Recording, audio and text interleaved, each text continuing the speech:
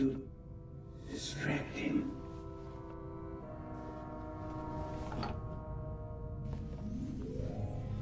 And what next? Heart failure happens a lot at your age, especially given your background.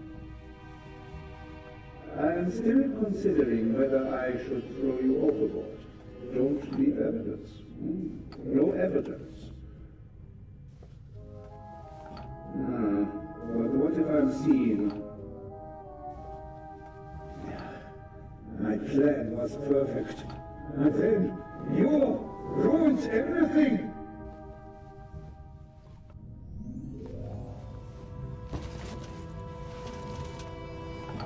A pair of scissors.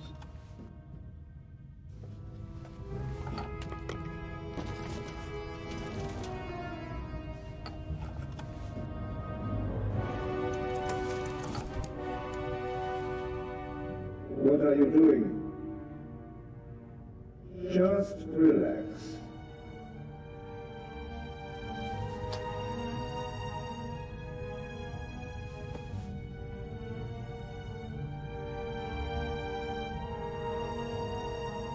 I am sorry you have to see all this.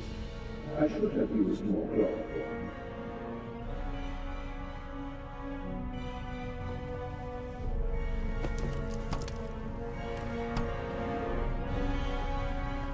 I have to distract him.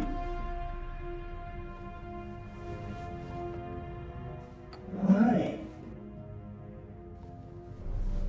Why? Why did the Baroness have to snoop around?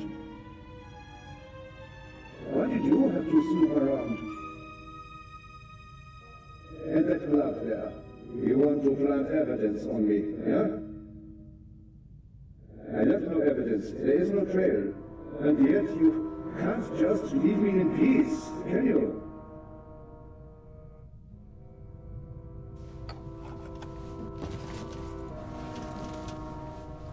A pair of scissors.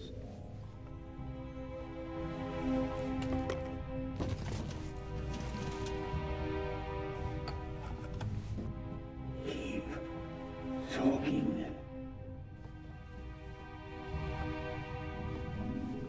And what next?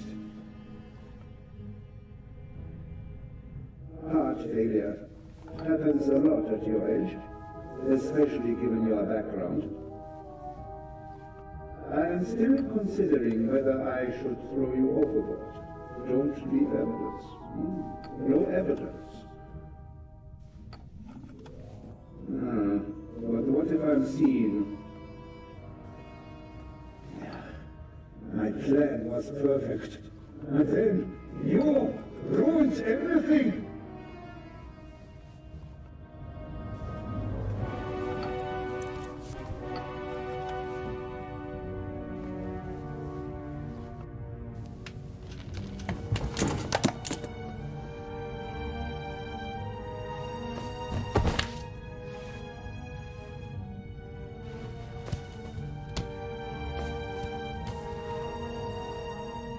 Take it easy, Mr. Zellner. You will only hurt yourself. Shall we begin? It's almost over. I will...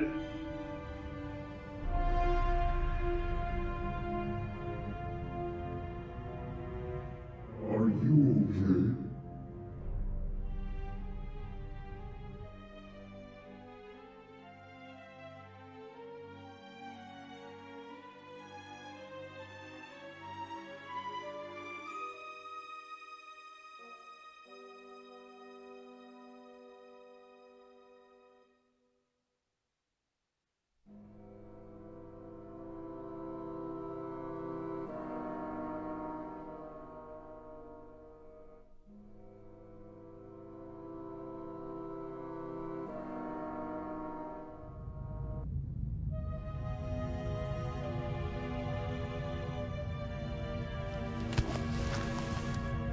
Thanks. A wet towel works miracles. I told you so. Out with it then. What were you doing down there? Inspector, at least let the constable recover his breath. He almost killed himself. Me? No. Dr. Gebhardt would have taken care of that for me. Where is he? Gebhardt? He's vanished without a trace. We're searching the ship from top to bottom. One at a time. Tell me, Zellner, what did you find out? Dr. Gebhardt killed Baroness von Trebitz. Impossible. Do you have proof? Besides the fact that he wanted to kill me? But wasn't the doctor with you when the shot was fired?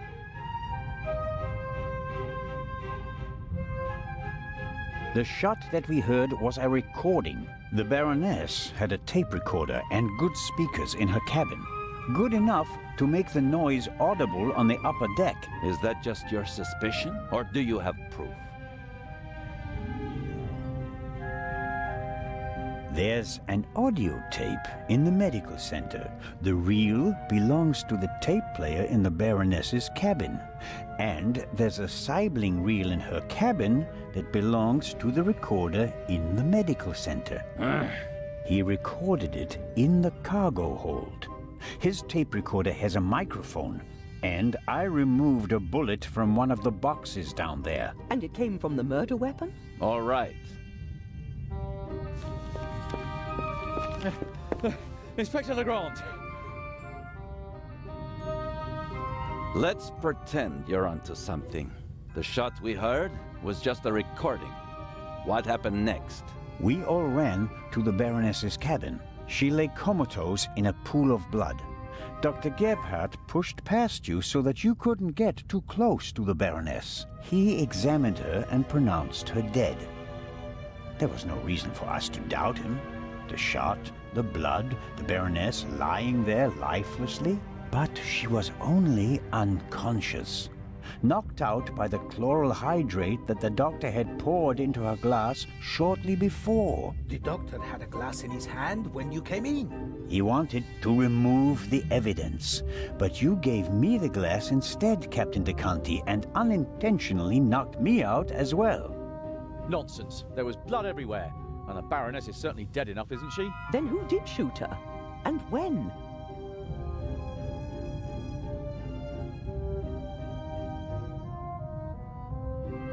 She wasn't shot. She was poisoned. And yet I saw the hole in her chest with my own eyes. Aha! She must have been shot. Well, ingenious. Where was she shot?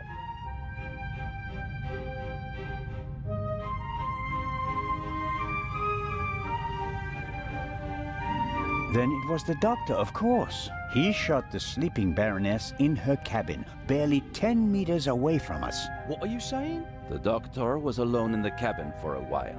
When the alarm went off, it was deafening. I couldn't even hear myself. And I found a pillow with burn marks. Could have been used to muffle a gunshot. And the blood?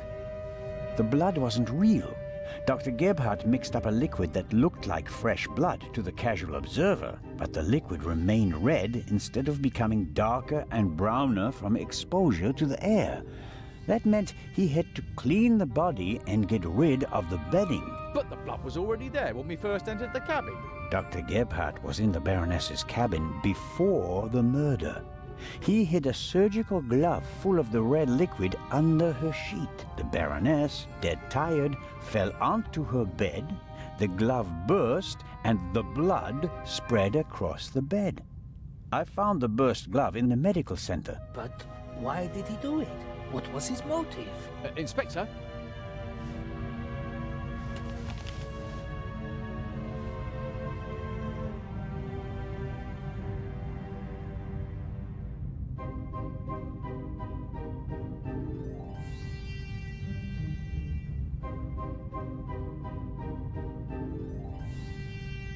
The Baroness was blackmailing Dr. Gebhardt. What's your reasoning? Isn't blackmail always a good motive? It's worthless without proof.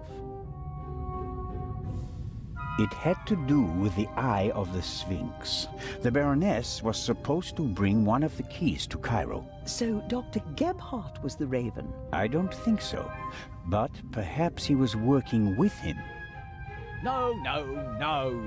Do you have anything to contribute, Constable? Confession, sir. Dr. Gebhardt was the Raven. It's all here. He admits to everything. What does it say? It says, "Do you still remember, my dear Nico? The streets were wet with rain, and the scent of roasted barley and fermenting yeast wafted over to us from the brewery. The dog barked until your shot struck down the innocent one. After that silence, not a single sound except for my soft steps fading on the wet cobblestone street. They made a hero of you, and I, at last, found peace. At least until the urge returned.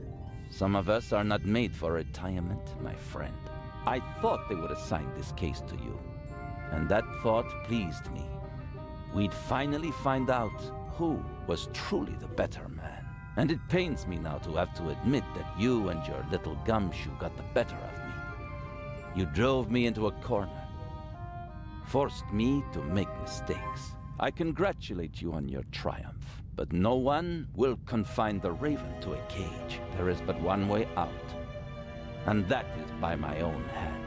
Farewell, Raven Hunter R."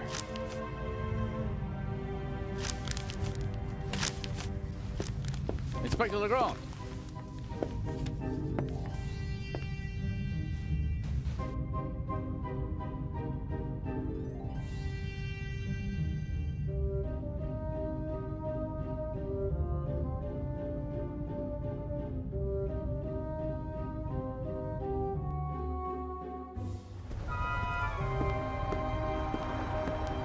Inspector? I was right.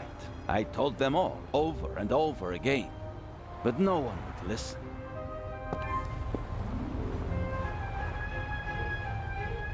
You think that Dr. Gebhardt was really the Raven? The things Gebhardt describes in his letter aren't part of any police report. Only someone who was there would know them. Couldn't there have been others involved?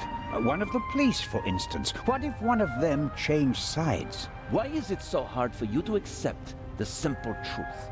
There was never a new Raven. There was only ever the old one. And that was Dr. Gebhardt. The modus operandi doesn't match. The Raven was not a killer. Legends are rarely what they seem to be, Constable Zellner. What about the handwriting, the wording?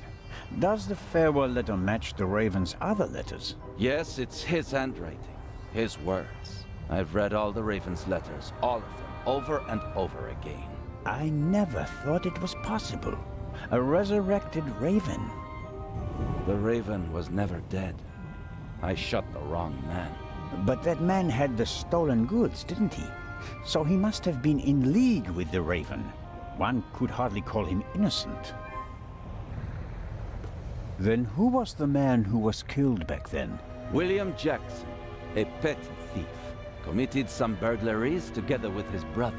Talented, but not world-class. And they thought he was the Raven. Some people thought it was part of his disguise.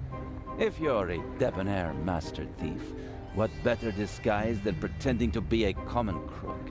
From time to time you let them catch you pulling small jobs, and no one ever imagines you're capable of a major heist. But you didn't believe it. I had my doubts, but everyone congratulated me, and those doubts were pushed aside. It was like being caught in a storm, but eventually the storm passed and my doubts were still there. But not this time? No doubts telling you that Gebhardt isn't our man? It must be him. Where do we go from here? We deliver the eye and then I'll contact Paris. A task force will compare all of Gebhardt's known residences with the Raven's activity. And if there are any inconsistencies? You're welcome to keep an eye on the safe if you can't let it go. The ship will remain in Cairo for 1 day. That's all the time you'll have to catch your own Raven. I already have mine.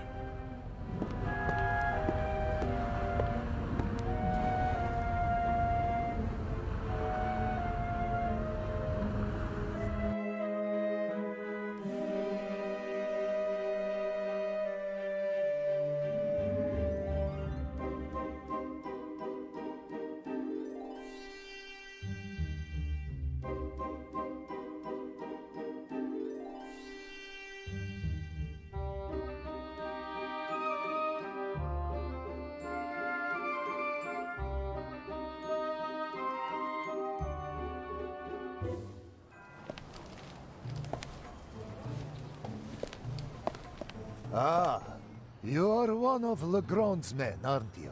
My name is Anton Jakob Zellner. You've come just in time.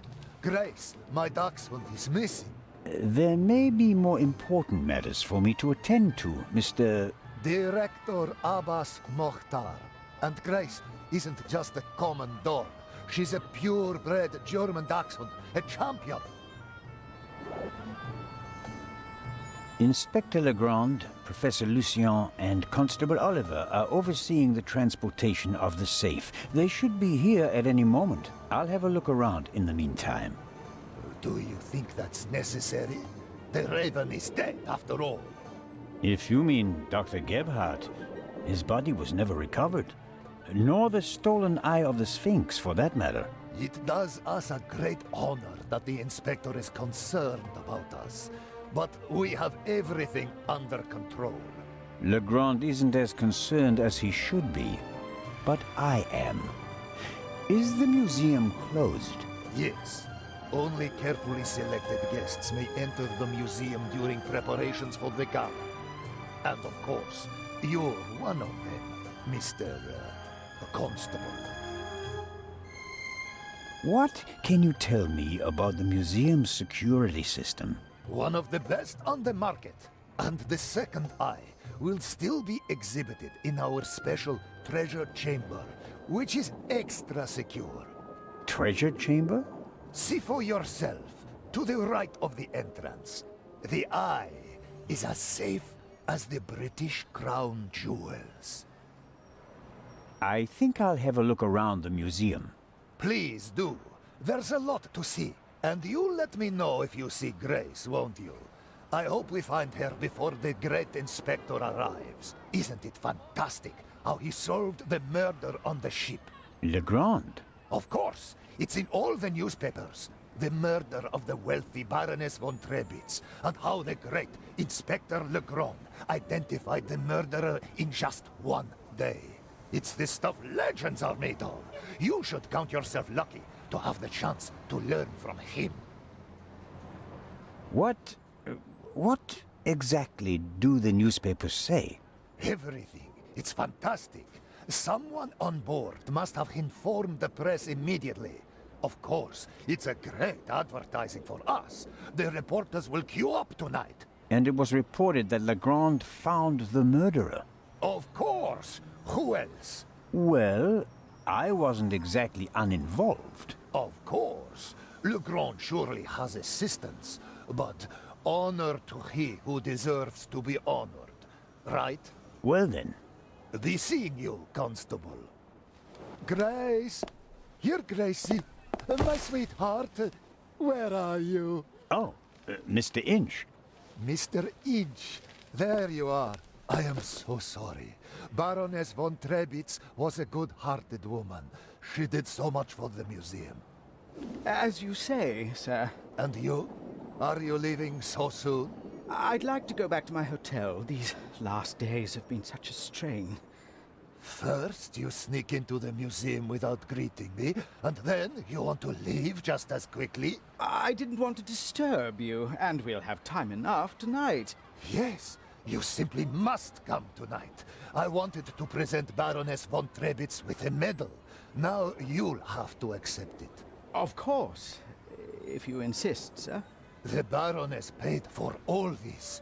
Without her, there wouldn't have been an exhibition or a gala. She was very generous. Yes, she was. If you'll excuse me now. Constable Zellner, I want to thank you again for all you've done. You saved me, you could say. My pleasure. See you tonight.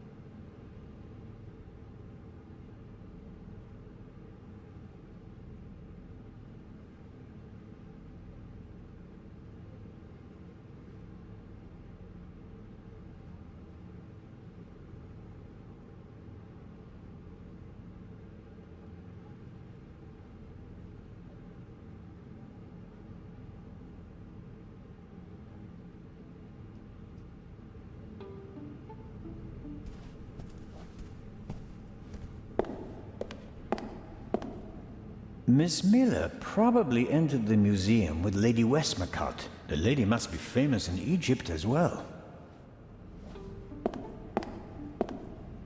Miss Miller, I'm glad to see you here. Oh, Constable Zellner. I heard what happened to you on board. Awful. Truly awful. All's well that ends well. You are waiting for Professor Lucien? Mm-hmm.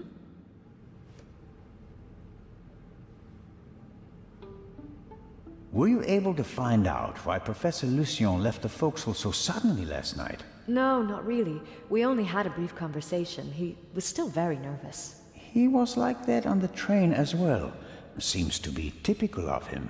It must be something to do with the burglary at the museum. It really affected him. But he told me not to worry about anything. He said, soon this would all be over. Really?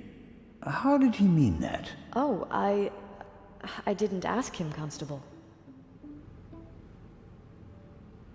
Tomorrow you'll be sailing down the Nile, if I heard correctly. That's right. I'm sure it will be an amazing experience. But you don't seem to be very excited. Oh, but I am. It's very generous of Lady Westmacott to invite me, and especially Matty. He'll learn a lot. But? Well, Professor Lucien offered to join us. Then Matt will learn even more. And I'm sure it won't be unpleasant for you either. No, I just don't know how Matty would react if Edgar came with us. I understand. I could test the water to see how he'd feel about it. Would you do that? Oh, thank you, Constable Zellner. Are there other passengers from the ship here? Oh, yes, we arrived as a group. David Kreutzer, the violinist, was with us. So were Miss Myers and Mr. Inch. He seems to have gotten over the death of the Baroness pretty quickly. He seems positively relaxed. I've met him. He looks on the bright side of life, so to speak. Where is Mr. Kreutzer? He's over in the treasure chamber. Matty is downstairs in the main hall. I'm afraid I'll hear the sound of something priceless shattering any second. Matt will be careful, Miss Miller. I'll continue my tour of the museum. Oh, yes, there's so much to see.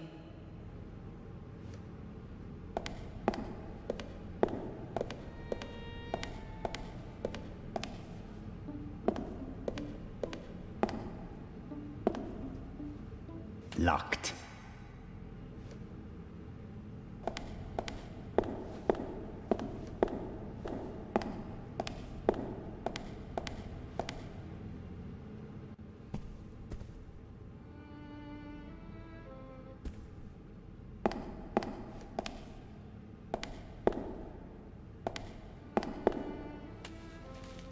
I can't read what it says, but the cover features a dashing picture of Legrand. It shows an energetic young man photographed from beneath, against the sky. That's the look of a man who can catch a thief and murderer in a single day. I don't believe that Legrand spoke to the press himself. He doesn't seem to like the attention, and he wouldn't falsely take credit for something he hadn't done.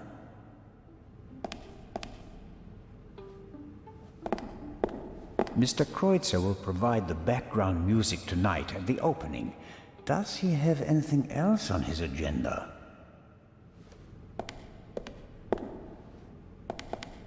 How are the acoustics, Mr. Kreutzer? Average. I wouldn't have expected anything else from a big stone cavern.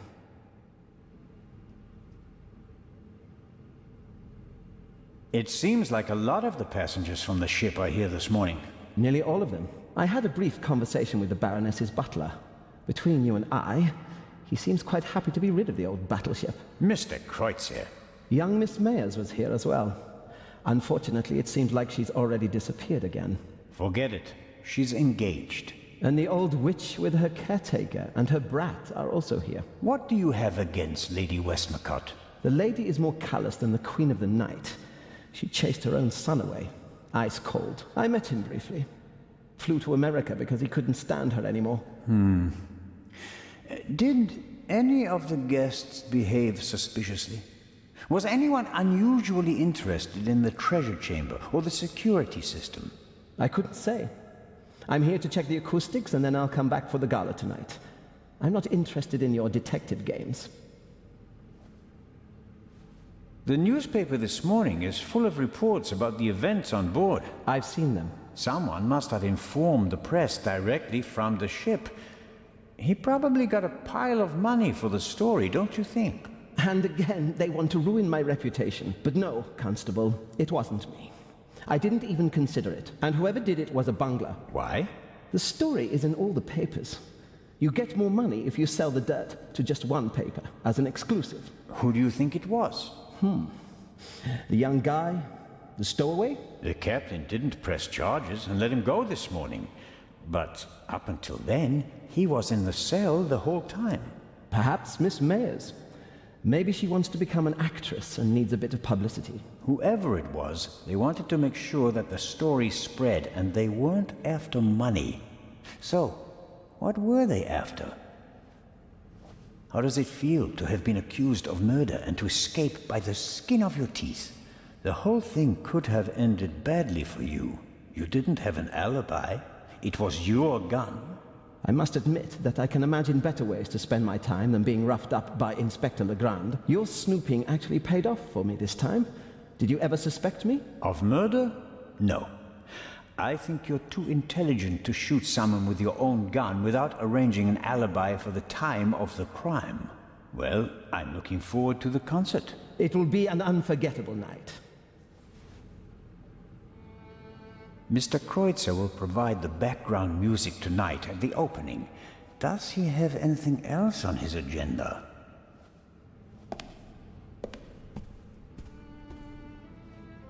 Well-trained guards are usually the best security system, although they didn't manage to stop the Raven in London.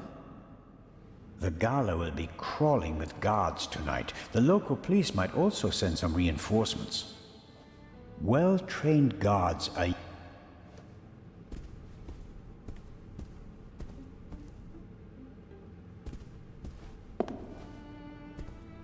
exclusive and unique. The eyes of the Sphinx, exhibited together for the first time ever. Hopefully the visitors will be satisfied with a single eye. Otherwise, all this effort will be for nothing. Unfortunately, now it's just the eye of the Sphinx. But it's a bit too late to change the banner.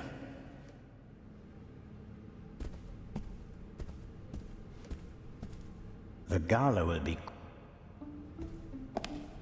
That must be the treasure chamber where the eye of the Sphinx is due to be exhibited. The display case is already prepared.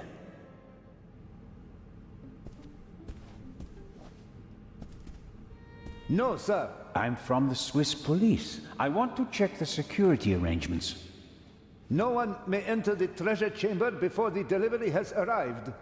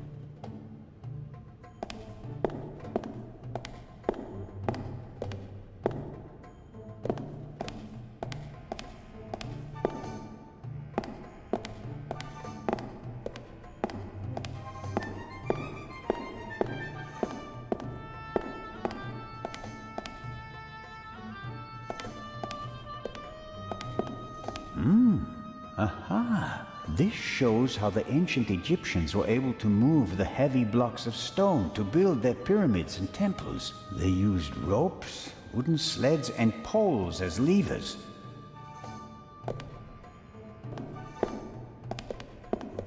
These exhibits aren't originals, of course. They're reconstructed, based on old pictures. Nonetheless, it's impressive how they managed to build monuments like the pyramids with such simple tools.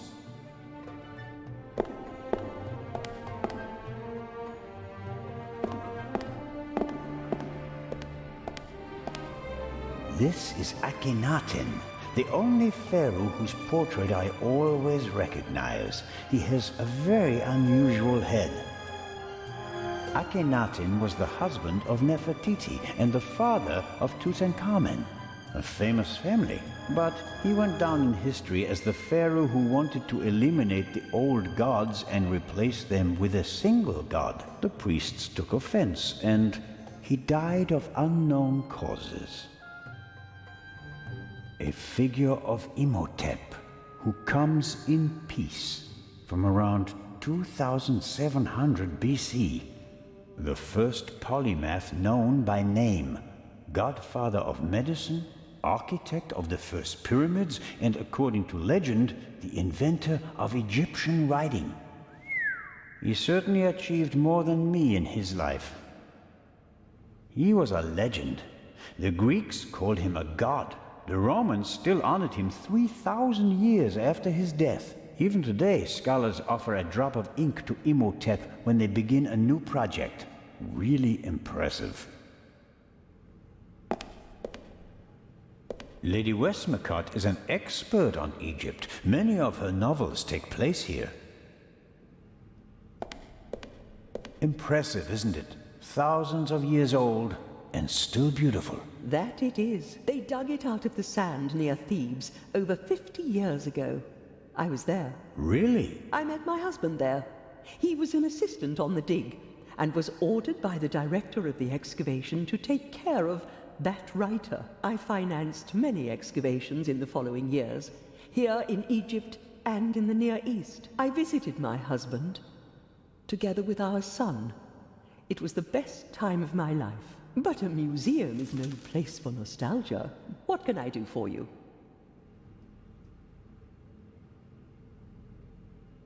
Will you attend the gala tonight, Lady Westmacott? But of course. The antiquities, the delightful atmosphere. And who knows? Perhaps there will be another spectacular burglary. And your cruise? The ship doesn't leave until tomorrow. And believe me, I'd cancel the cruise for this.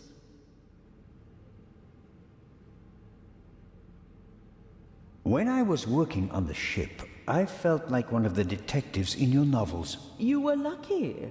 It was an unusual murder. Most murders happen in the heat of the moment or are committed by idiots. They're uninspired. But Gebhardt thought it through. He could have succeeded. I don't know.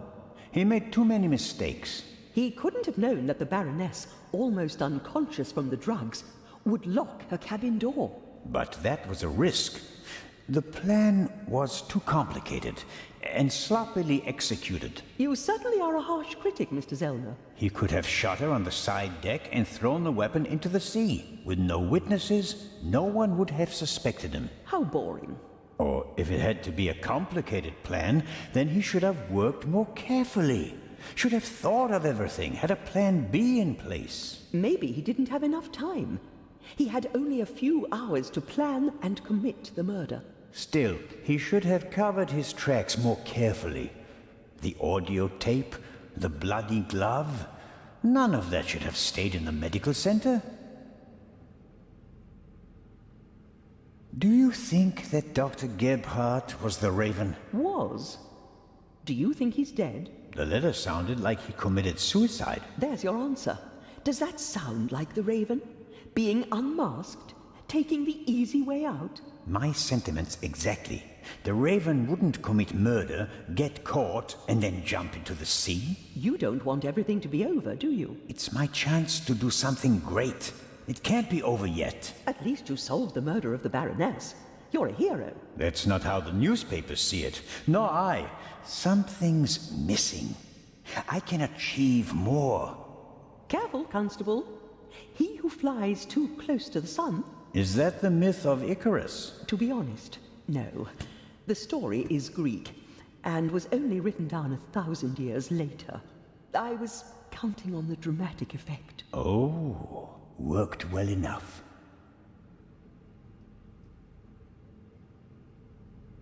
Let's assume that the thief is still out there. Who is he? If all this were a novel, then it would be the one you least expect. Is that intended to be a confession, Lady Westmacott? What do we know about the new Raven? He's a man who would stop at nothing. Must it be a man? And how do we know that it's just one person? There could be several people collectively pretending to be the Raven. So, we don't know anything. That's not completely true. We know that he or she wants the eye of the Sphinx, and will probably strike here, assuming he or she hasn't already gone. It may be the end of the story for me, Lady Westmacott. Inspector Legrand will arrive soon and send me to the hotel. I'll return tonight for the gala, hoping all the while that the Raven does dare to attempt a burglary. Tomorrow morning, I'll have to return to Switzerland. What an unsatisfactory ending that would be. It wouldn't be a triumphant ending, but it could be worse. At least you'd still be alive, Constable. You've had a long and successful life, Lady Westmacott. What's that supposed to mean, Mr. Zellner? That I should be ready to leave the stage? Because I'm not. Oh, I didn't want... I'm here because life is here, Constable. Or was. I have never lived as much as I have here. No fame, no money can buy that. I understand. I'm sorry, Constable Zellner. Such an outburst isn't fitting for a woman of my age. And an English woman at that. Let's talk about something else. Your son. You haven't said much about him. Or perhaps you did. Just not by name. You're an attentive listener, Mr. Zellner. I was wondering why you knew so much about Miss Miller's unhappy marriage. I stopped paying his bar tabs. Stopped paying reporters to hush things up. He got to know her and went with her to America to start a new life. You can change your name easily, but not who you really are. He has my eyes, doesn't he? The Part 2 novel is for him, isn't it? If I couldn't provide Matthew with a good father, then at least I can provide him with a good start in life. As always, it was an entertaining and enlightening chat, Lady Westmacott. I'm going to miss our little chats, Constable Zellner. Goodbye.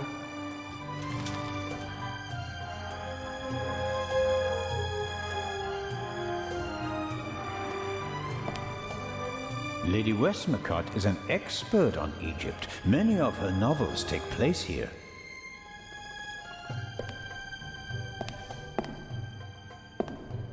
Ahoy, Matt. The statue was talking. The statue was talking? Yes. And what did it say? It said it was... That's a very bad word. I know. And an English one. Don't you think it's odd that an old Egyptian statue speaks English? Don't you think it's odd that a statue speaks at all? That would have been my next question. And, is the statue talking to you right now? Do you think I'm nuts? No, of course not. I just thought you might have much better ears than me. Ears that can hear statues. Some cop you are, Mr. Zellner. This is a mystery, and you're just making jokes. You're right. It's just... Don't you believe me? We both agree that a stone statue without a mouth or vocal cords cannot speak, right? Yeah, I'd agree with that. Okay. That means you heard something else. And we have to find out what or who it was. Roger. I'm almost a bit envious of you. Going up the Nile on a ship. It must be great. Yeah, I guess. You don't sound so keen. I think my mom wants the professor to come too. And you don't? You can't tell me. What if Mom marries the professor and doesn't work with the lady anymore? We'd have to move to London, and I'd have to go to a new school.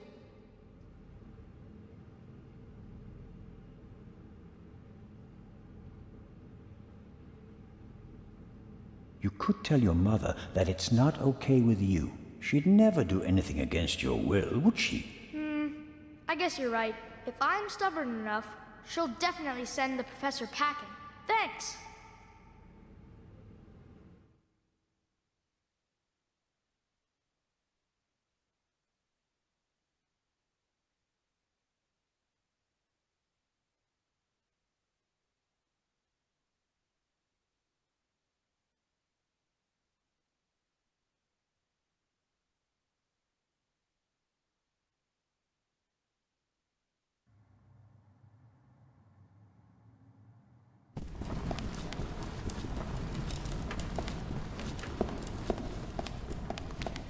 This will all be over soon. Then I'll finally have time for you. We wanted to head back to the hotel. Certainly. And tonight at the gala, I'll show you around the museum, okay? And have you made up your mind about the cruise? Well, I don't really know.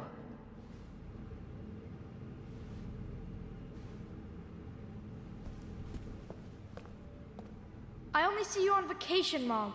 And now you want the professor to come too? So I'll see you even less? You're right. I'm sorry, Professor Lucien. I think it's best if you don't join us. But Mary... Professor, are you coming? Maybe we can talk about this again tonight.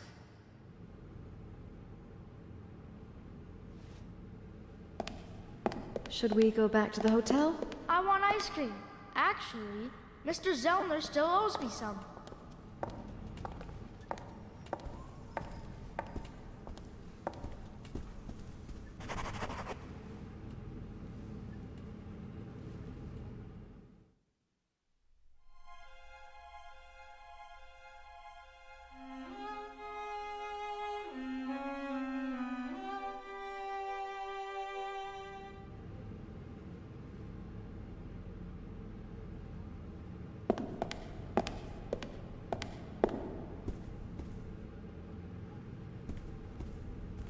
I can't possibly leave without having seen the eye of the Sphinx.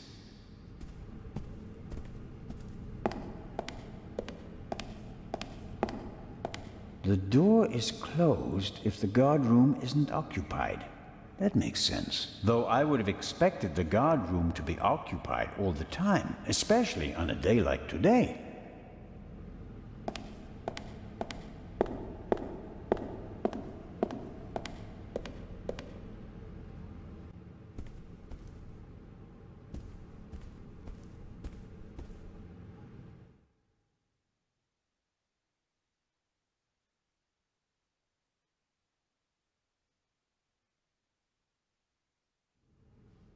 A great moment. Professor Lucien, your key, please. Yes. Well... Come on, Professor. But you have to realize that... Thank you. Finally! But... Professor? I wanted to give you this.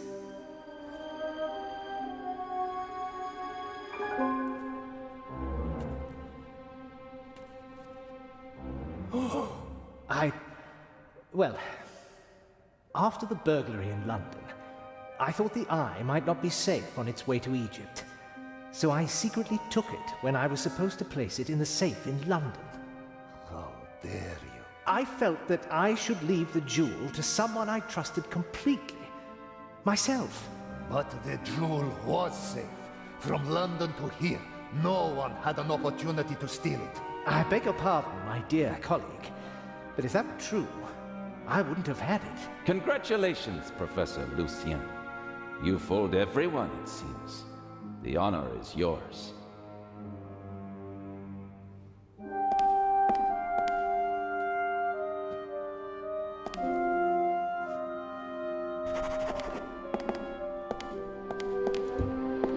Well, that's that. Shall I explain the security system to you, Inspector? The French ambassador summoned me. I have to get in touch with him. The press is besieging the embassy, and I have to answer their questions. But you absolutely must come tonight. The opening of the exhibition will be the highlight of the year, and you are my special guest. I will see what I can do. Zellner, will you have a look at the security precautions? We'll see each other tonight. Of course, but... Wait, Inspector. I'll join you. Well, here we are. The Inspector will answer the reporter's questions for the next few hours. And well... I won't take up too much of your time. I'll take a look around and then go lie down so that I'm ready for tonight.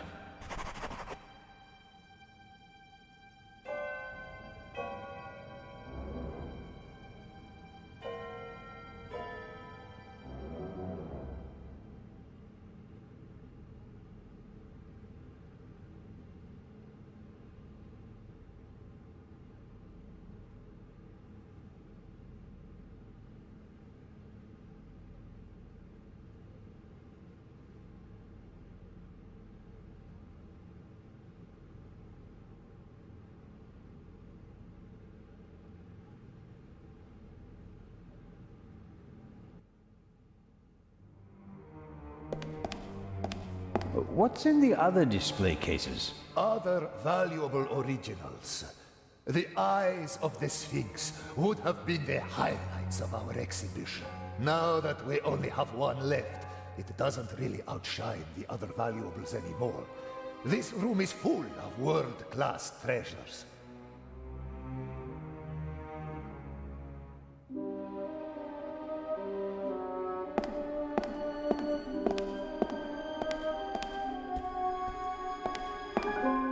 What's that? A camera? The latest model. It's called video surveillance. I've heard about that. The images are recorded and can be viewed again later. That's right. Images from all 3 cameras are recorded in the guard room. Wow. As I've said, we've spared no effort and no expense. Many people picture a stone coffin when they hear the word sarcophagus, but this one is wooden. As usual, an ornamental representation of the deceased is painted on the outside in gold and other colors.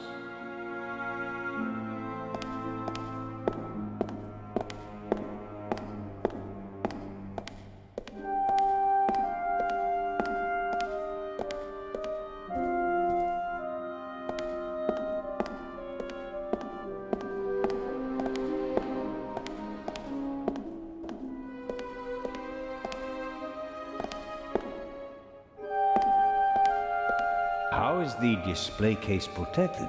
It's made of bulletproof glass that's several centimeters thick. You'd need heavy machinery to open it. But even the smallest disturbance of the display case will set off the alarm. Doesn't look half bad. A glass cutter wouldn't be much use. Is the display case anchored to the floor? Why do you ask? The Raven once stole a whole display case in St. Petersburg instead of just taking the jewels out of it. Such an attempt would fail here. The display case is bolted to the floor and weighs several hundred kilograms.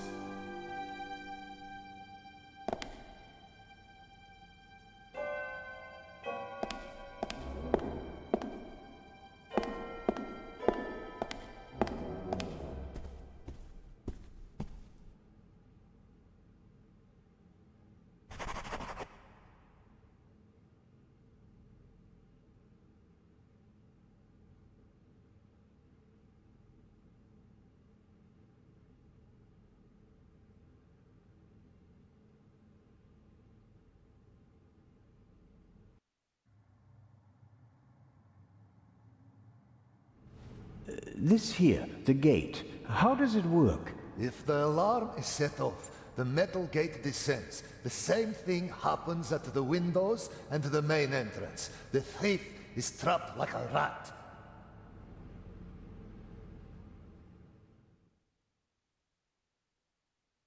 As are we. Next, I'll show you our guard room, the heart of the whole security system.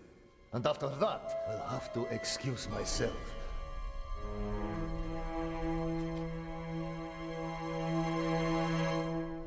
Alert the guards. Then call the French embassy. Legrand needs to come. We're being locked out.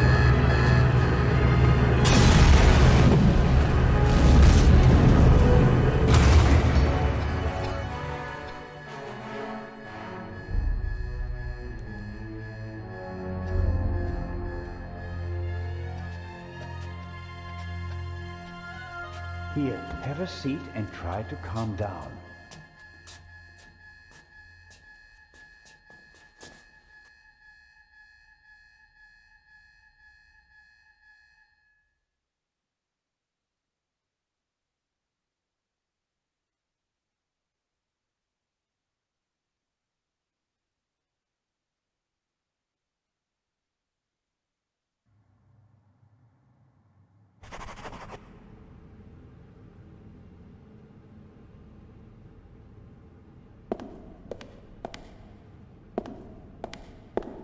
He's pale and shaking, probably in shock. Director Mokhtar?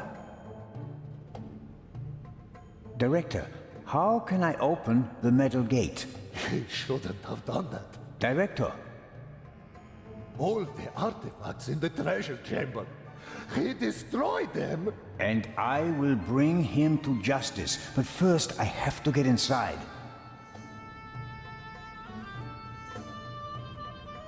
He's pale and shaking, probably in shock. Perhaps I'll get something out of him in a couple of minutes.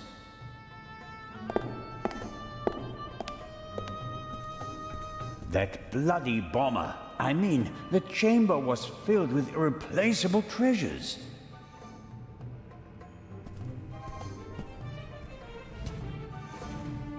The gate is massive. I can't open it myself.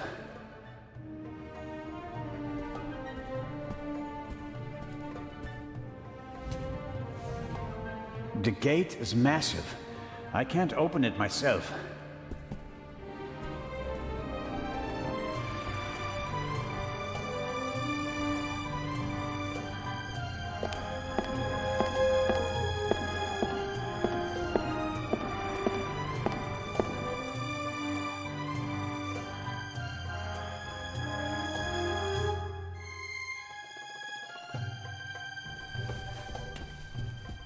Constable Oliver! Don't move! What did you do? I didn't do anything. But I'll tell you what I'm gonna do. I'm gonna arrest you. Is he dead? Just unconscious.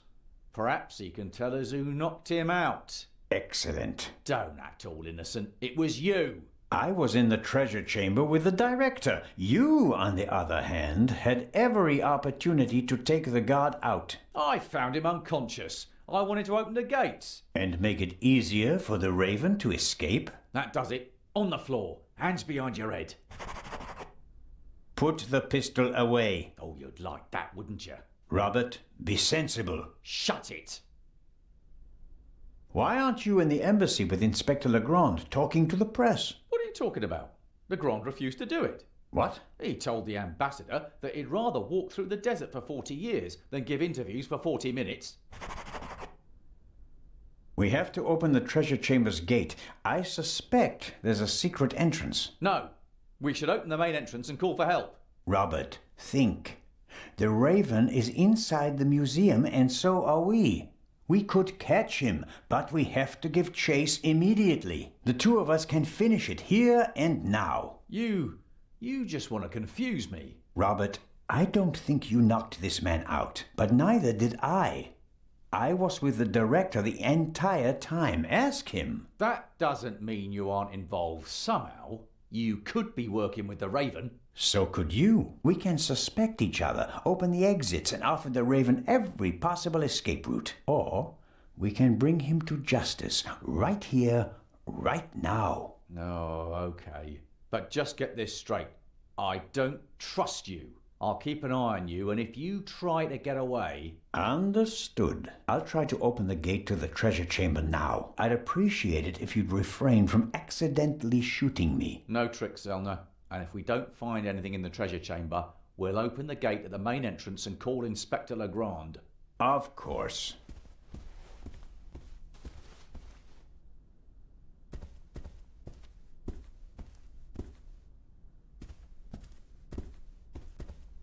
A monitor, probably for viewing the security cameras. There are 5 buttons down here, 3 of them labeled. Camera 1, Camera 2, Camera 3. This should be the one in the treasure chamber. As I expected, it didn't survive the explosion. All right, how do I...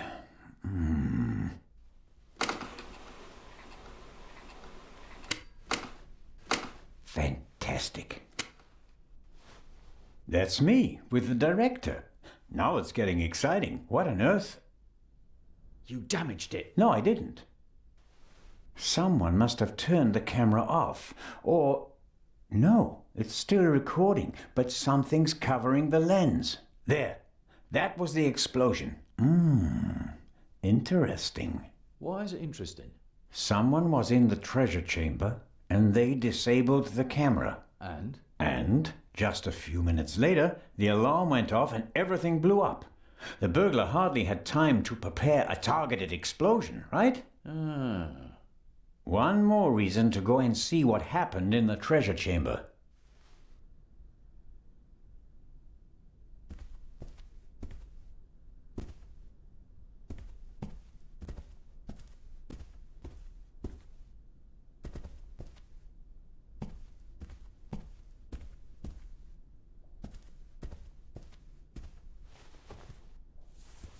What are you doing? I was looking for this. I think he's okay. After we've checked the treasure chamber, we should call an ambulance.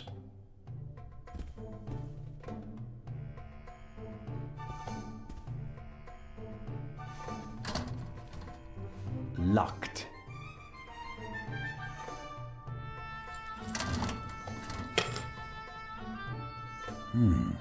Blueprints for the museum. Every gate seems to be controlled by its own switch. This should be the gate for the treasure chamber.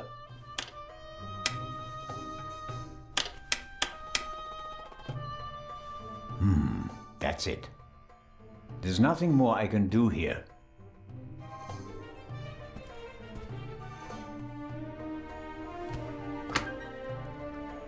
Dead.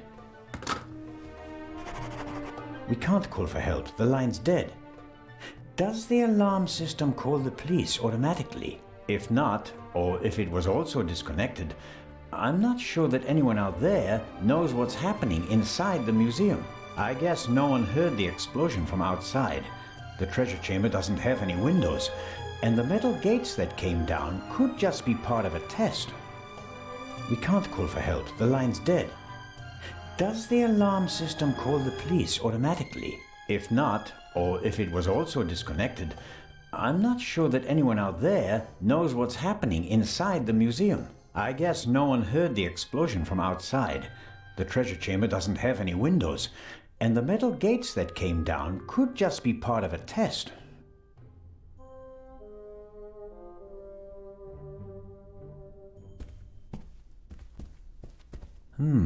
Various bits and bobs for the office routine. Looks like even the guards can't avoid mountains of paperwork.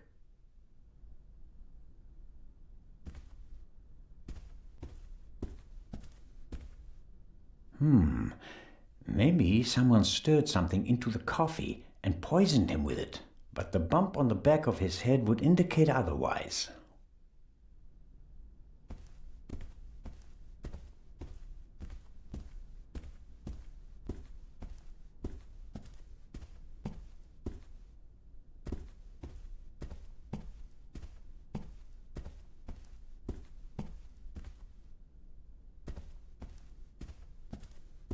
Constable Oliver can't honestly think that I'm the Raven. He must realize that I never had a chance to set a bomb, although he may think that I could be an accomplice, as could he.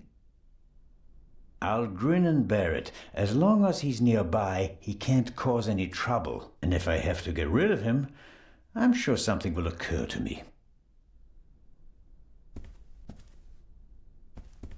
Where do you think you're going? I'm searching for a way into the treasure chamber, which is exactly what you should be doing.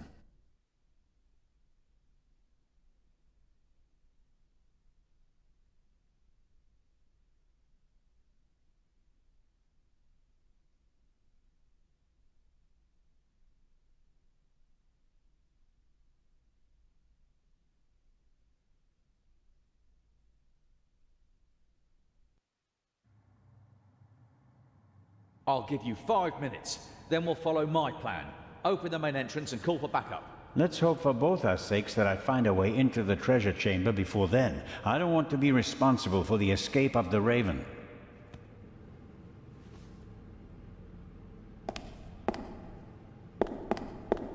Do you have any idea how we can open the gate? We've got to open the main gate and call for backup. No. You gave me 5 minutes and my time isn't up yet.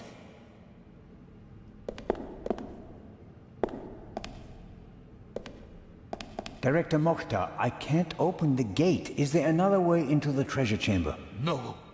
Only one way. Only one. director won't help me. Whether I want to or not, I have to stick with the constable.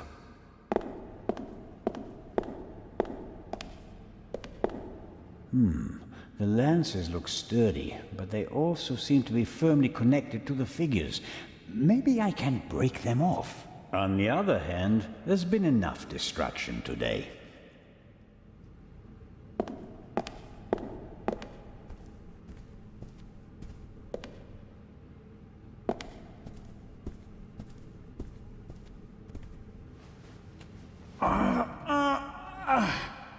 If you would be so kind.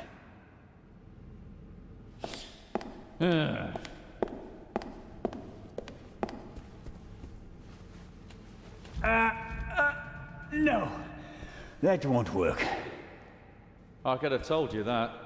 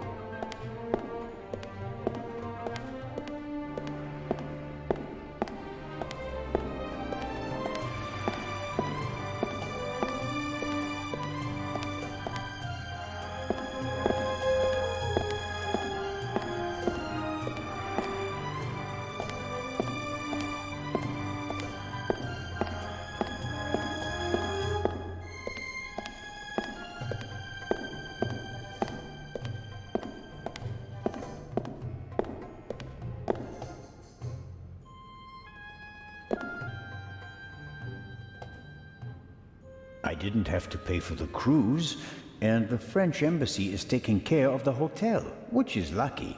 I certainly would have had a tough time getting the expenses back from my captain.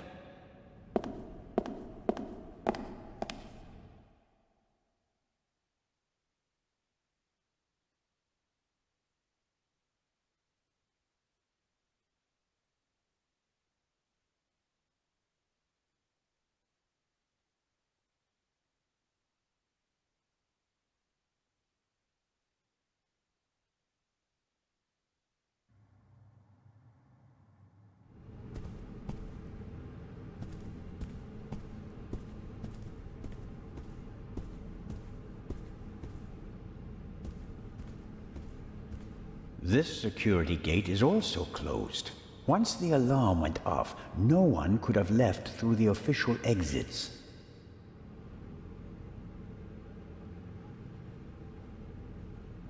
Guards usually have more keys, but I doubt they need that many if they just sit in the guard room all day.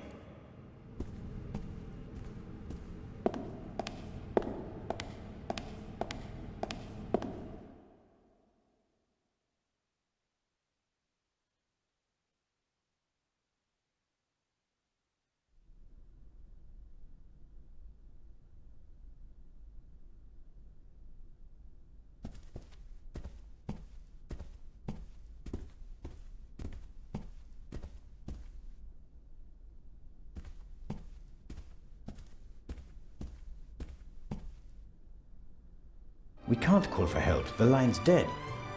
Does the alarm system call the police automatically? If not, or if it was also disconnected, I'm not sure that anyone out there knows what's happening inside the museum. I guess no one heard the explosion from outside. The treasure chamber doesn't have any windows, and the metal gates that came down could just be part of a test.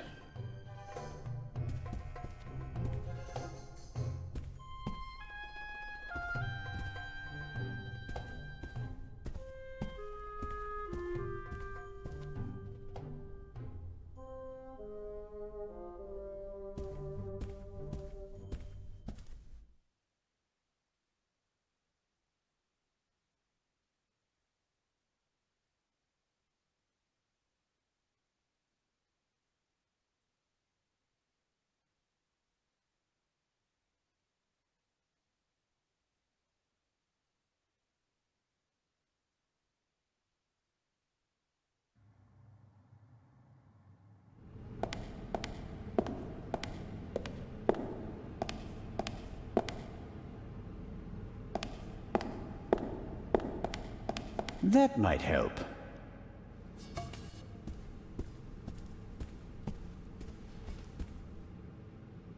Constable?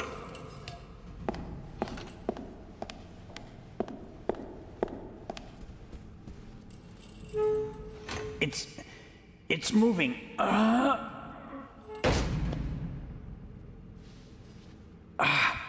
No, not quite there yet.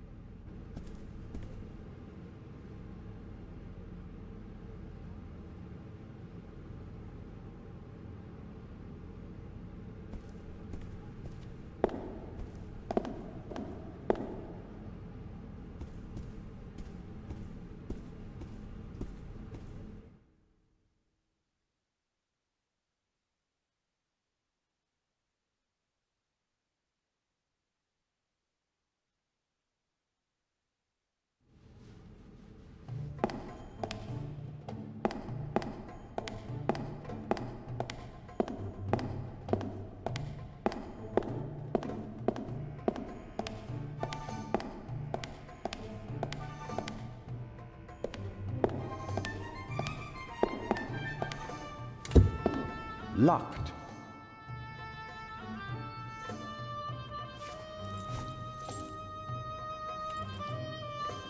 It fits.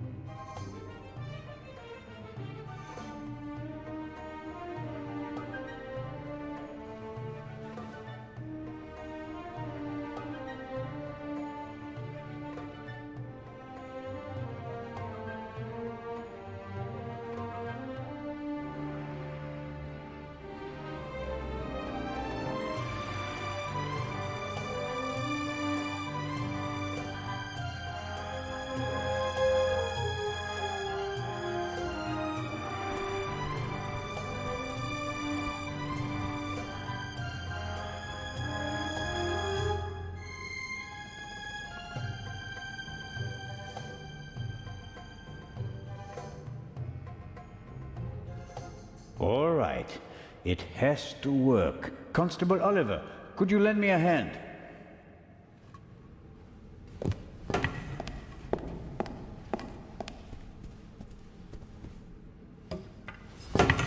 On 3. 1, 2, 3. Director Mokhtar, hurry! Put something under the gate. Huh? Director!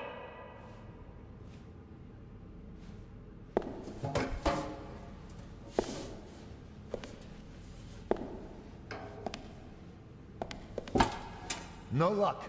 It won't open any further. Put it down, quick! That'll hold it. I wouldn't bet on it. We should hurry. And inform Inspector Legrand. First, I'll get an overview of the situation. You don't think I'm going to leave you all alone with a jewel, do you? I doubt that the jewel is still in the treasure chamber. But how? I'll be watching you. Then you'll have to come with me. If you haven't heard anything from me in 5 minutes, me, not Constable Zellner, then open the entrance and call for help. Understood? Okay.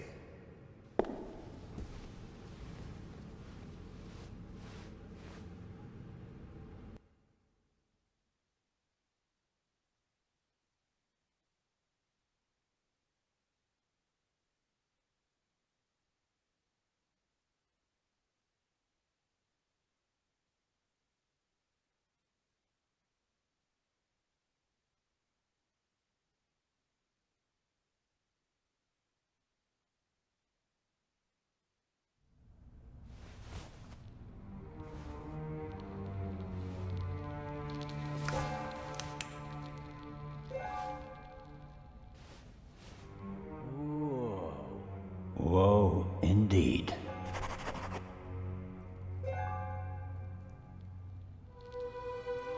Let's hope that at least some of the artifacts withstood the explosion. Why didn't he just drive through the wall with a tank? Reckless ignoramus.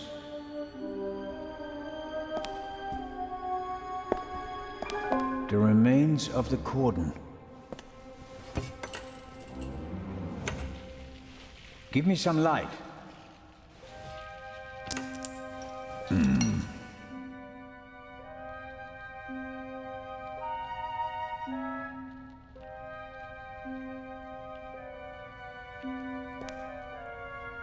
The cord is too short. It'd be no better than jumping.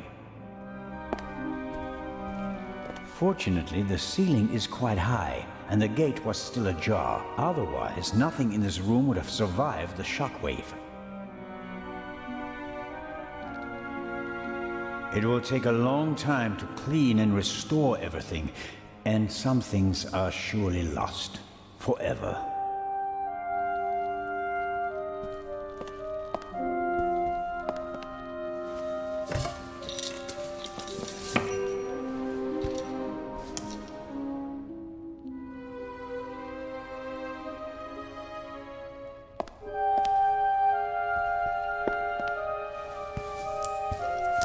The clasps aren't really made for heavy weights, but I think they're strong enough.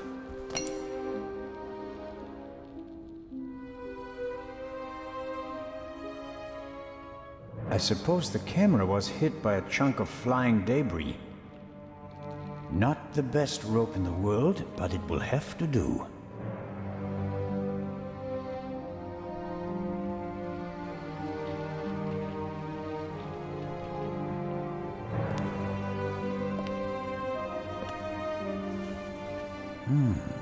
You don't want to go down there, do you? That's how the eye left the treasure chamber. Oh no. No way. We've seen enough. The Raven is gone. We need to get Legrand.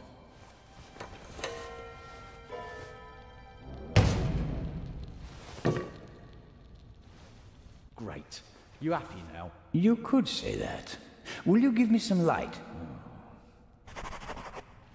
What do you think about this? Oh, it's a right mess. You can say that again. Would you give me your flashlight? You can't seriously expect me to say yes. No, not really. So at least give me a bit of light. This explosion was much more intense than the one in London, wasn't it? You can say that again. Imagine what would have happened if the bomb had gone off tonight. He didn't risk it. We must have made him nervous. He couldn't have chosen a better time. Legrand isn't here. There are only a couple of guards and almost no witnesses. Still, I would have thought he'd wait. Remember the train? Our opponent has a penchant for drama. He's vain and wants as much publicity as possible. Even vain people don't want to go to jail. True enough. It seems like the question of backup has been settled. We can't open the door from the inside. The director will surely contact Legrand. He'll be outside the door with a full squad in no time. I wouldn't bet on it. The thief was in the guard room and knocked out the guard. What was he up to there? He didn't disable the alarm. Maybe the phone lines. Someone will notice the metal shutters on the windows. Sooner or later, sure. Until they do, we have time to solve the case. I let myself down into the hole with the rope. You can't be serious. This isn't a matter for discussion. I'm going down there. You can join me or stay here. But you don't know what or who is down there. That's why I want to go down there. Besides, maybe I'll find an escape route for us. All right then. Should I hold the rope? Okay then. So what do we do now?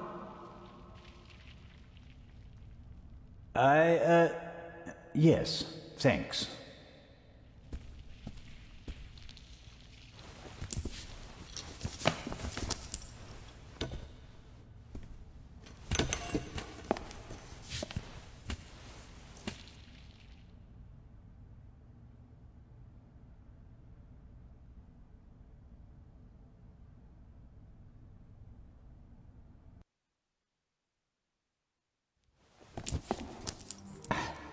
I'm down. Give me some light, Robert.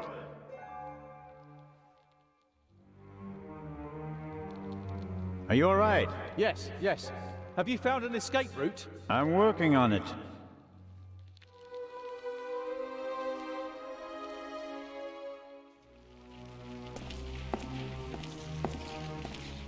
Shine the light over there, please. Interesting.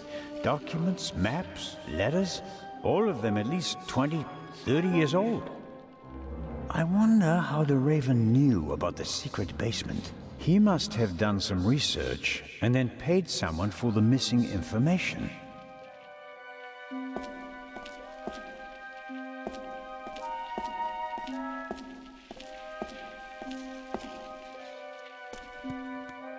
There are cracks in the wall and scuff marks on the floor. A secret door? And probably the Raven's escape route. Can you open it? There are several panels and kind of a handle, but I can't turn or pull or push it. Something's written here, but it's too dark. Hurry down with the light. No, the Raven is trapped. We should call Legrand.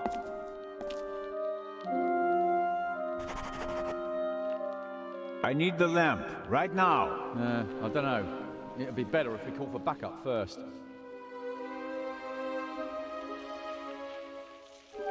Do you think the Raven is waiting for us? If we don't catch him now, we probably never will. It's been a few minutes since the explosion. He's probably over the hills and far away.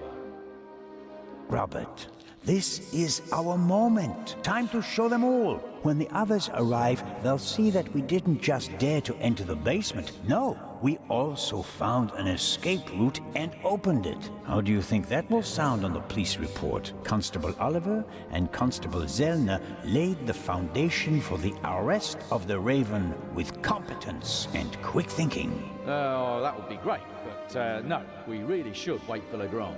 Oh.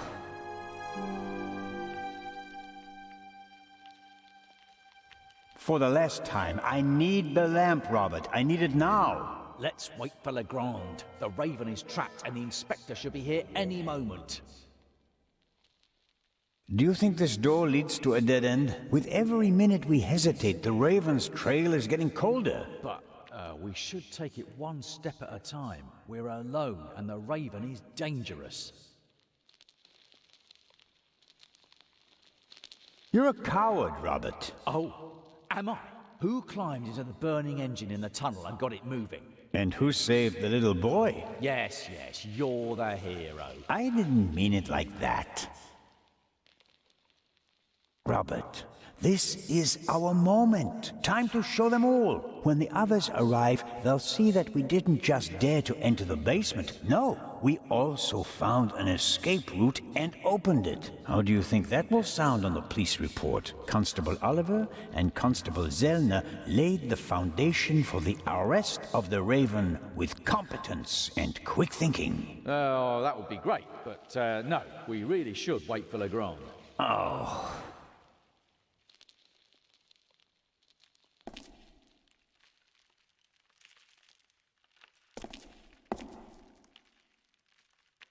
For the last time, I need the lamp, Robert. I need it now. Let's wait for Legrand. The Raven is trapped and the inspector should be here any moment. I order you to hand me the flashlight immediately. You can't order me to do anything. What would Nicholas Legrand do in this situation? Would he wait for backup and twiddle his thumbs, or would he act? Oh, blast.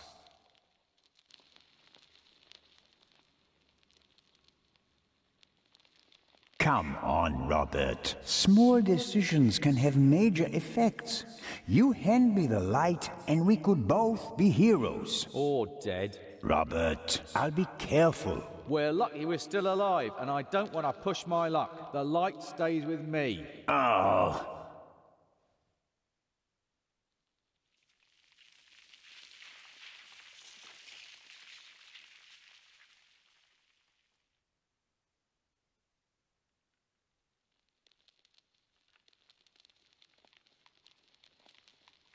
For the last time, I need the lamp, Robert. I need it now. Let's wait for Legrand. The Raven is trapped and the inspector should be here any moment.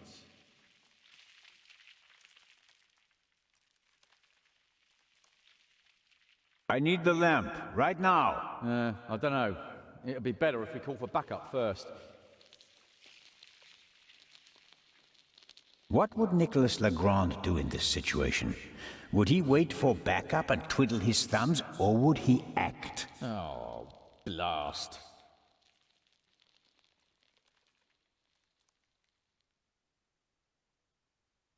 We can't rely on the others, Robert. You and we'll catch the Raven. I might have believed you once. He's too smart for us, Zellner. He's better than us. You have to accept that. Should we just give up? Come on, Robert. You can't be serious. Oh, he'll always be one step ahead, no matter what we do. Oh.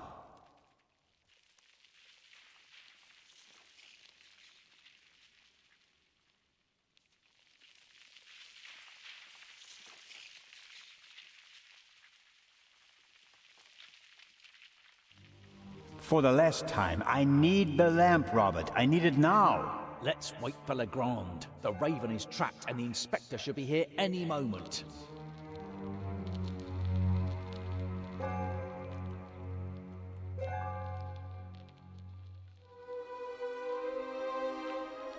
Do you think this door leads to a dead end? With every minute we hesitate, the Raven's trail is getting colder. But we should take it one step at a time. We're alone and the Raven is dangerous.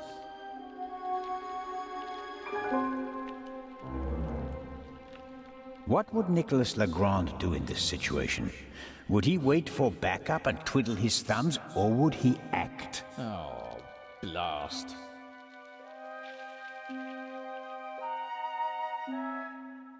Robert, this is our moment. Time to show them all. When the others arrive, they'll see that we didn't just dare to enter the basement. No, we also found an escape route and opened it. How do you think that will sound on the police report? Constable Oliver and Constable Zellner laid the foundation for the arrest of the Raven with competence and quick thinking. Okay, here's what we do.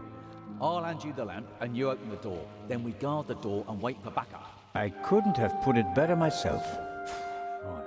Catch, but hurry. I don't want to think about the fact that I'm standing here in the dark surrounded by mummies.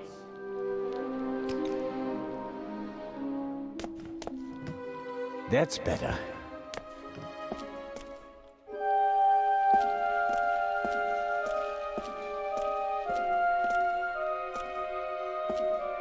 A map of Cairo.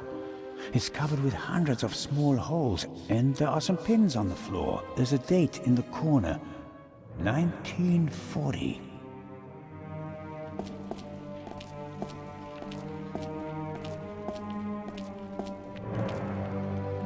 That is interesting. 4 discs. An extravagant combination lock. If it was just another language with a Latin alphabet, I might be able to guess the meaning, but I'm lost when it comes to Arabic. I'll write them down. It could be a hint about how to open the door.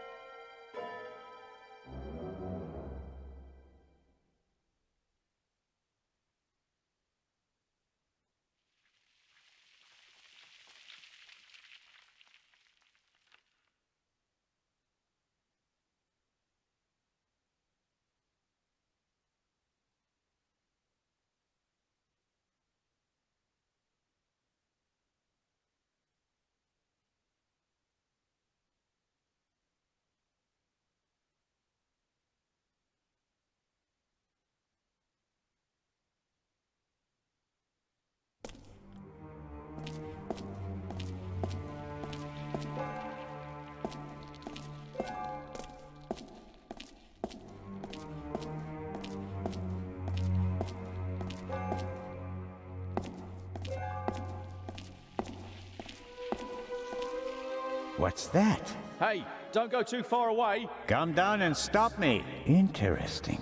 Some kind of wooden hatch. There are 2 hinges on this side. There's a kind of metal hook holding the hatch closed.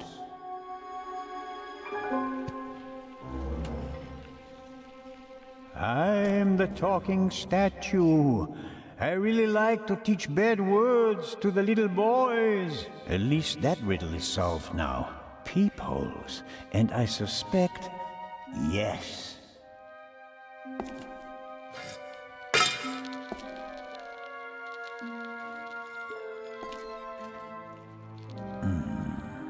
The raven couldn't have gone this way. We'd have seen him and he couldn't have closed the bolt from outside. I'm positive he escaped through the other secret door. Why is it suddenly so bright down there? I found the light switch. I have to hurry. The gates will open sooner or later, and then the museum will be crawling with people.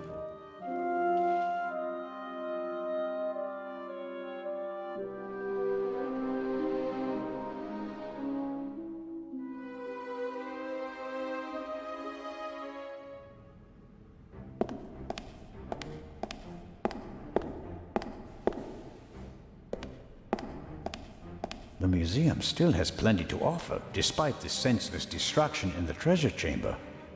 The museum still has plenty to offer, despite the senseless destruction in the treasure chamber.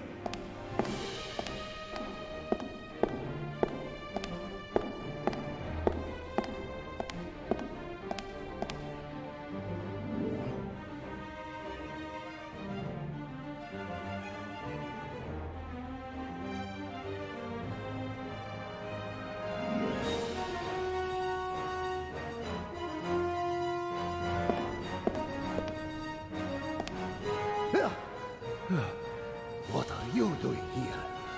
You were just... I found another exit. The eye? Gone.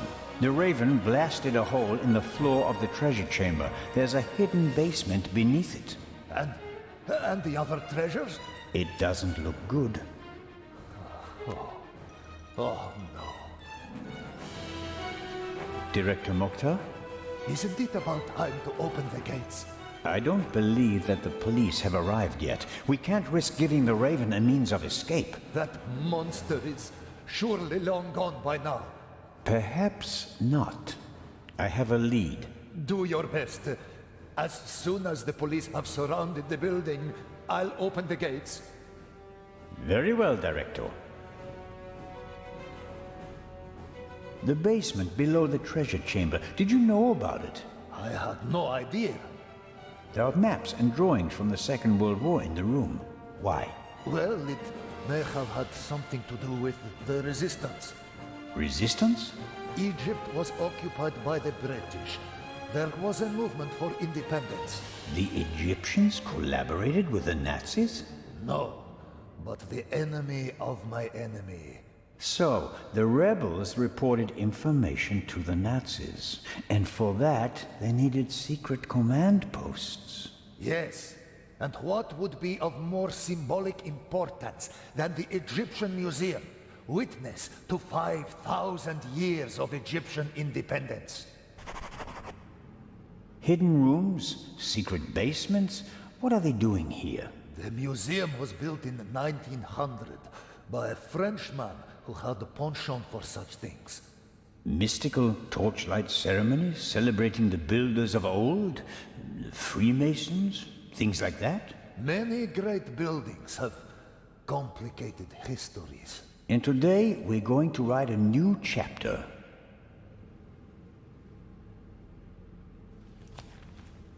I found this Arabic writing. What does it mean? It says, the sons of Horus. And that means? Is this really the time to discuss history? It's important. The sons of Horus played an important part in the burial ritual. 4 sons, 4 canopic jars, vessels in which the liver, lungs, stomach, and intestines of the body were stored. Are the 4 connected to symbols? A man, baboon, jackal, and falcon. Look downstairs in the main hall. Sons of Horus, vessels and intestines. Got it. It's going to be okay. Wait here. Where is the constable, anyway? He's guarding the treasure chamber. He told me to call for backup if he doesn't come back in about 5 minutes. And that I shouldn't trust you. If you count on the constable, you're backing the wrong horse. He's Legrand's man. Did you ever think about the fact that he's the only one who was present at both burglaries? Oh.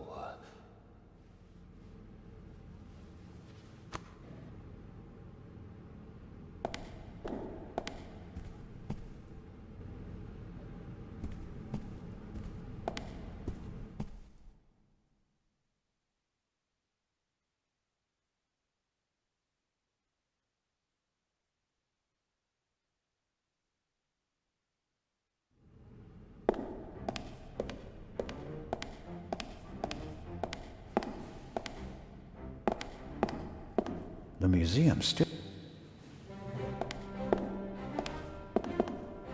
Sarcophagus from the Old Kingdom. Unknown ruler. Here we go. On the front, you can see the tutelary deities Amset and Happy. At a later date, it became traditional to show all 4 sons of Horus on all 4 sides of the sarcophagus. Each sun signified a cardinal direction. Happy, the north, Amset, the south, Quebec-Senuef, the west, and Duamutef, the east.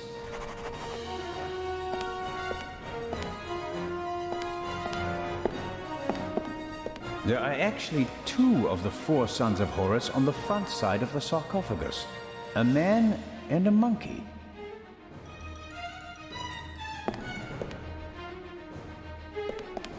Each son of Horus is associated with a cardinal direction and a symbol. Happy is the north, Amset is the south, Quebec-Senuef is the west, and Duamutef is the east.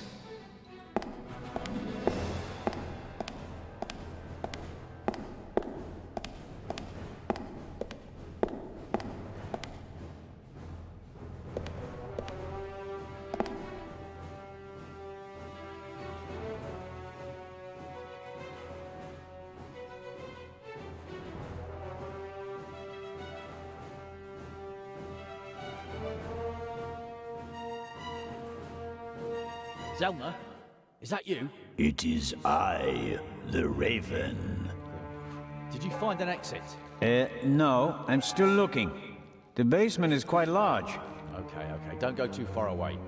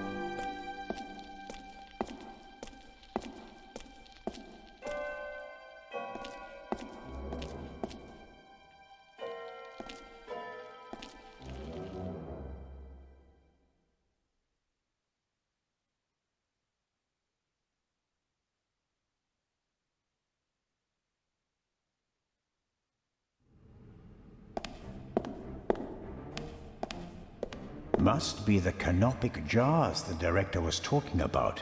One jar for each of the 4 sons of Horus.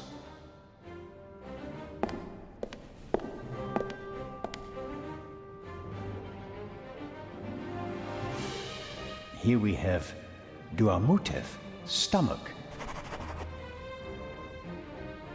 The sign says Amset, liver. Hapi, lungs. Quebecsenuef, intestines.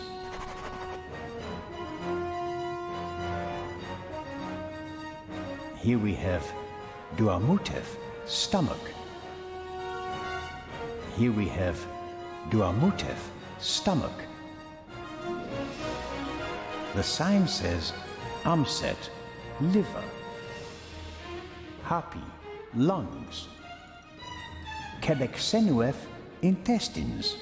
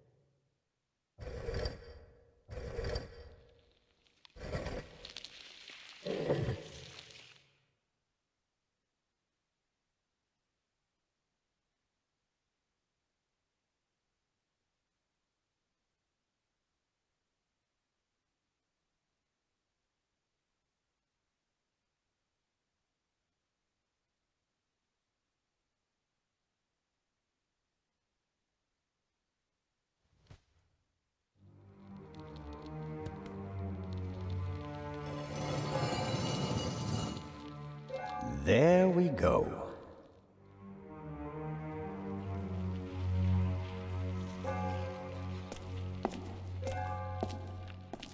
He's up there, Robert. I know that. That may be. Go into the guard room and open the gates. Tell the director. Zellner, don't do it. It's too dangerous. You can't stop me. Not anymore.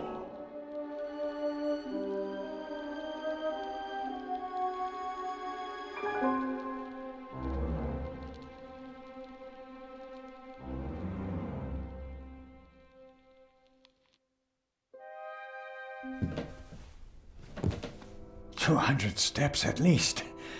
And a ladder. I'm too old for this."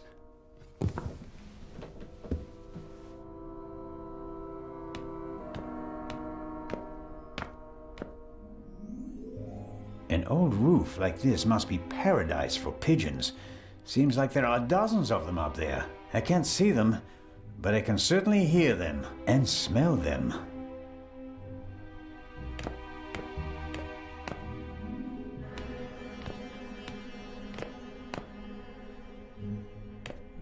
Left over from the war, if I had to guess. And why not? So high above the city, it's the perfect place for a secret radio installation. Must be unbearably hot up here in the summer, but it's bearable at the moment. I'd better leave it off. It'd probably just stir up dust.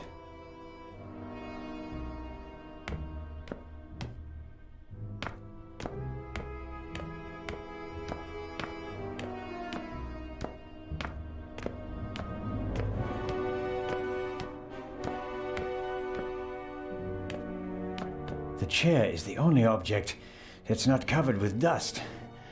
It seems like someone sat on it recently. Handcuffs. Not what I expected. Was someone interrogated here? Huh? The Raven, if I'm not mistaken.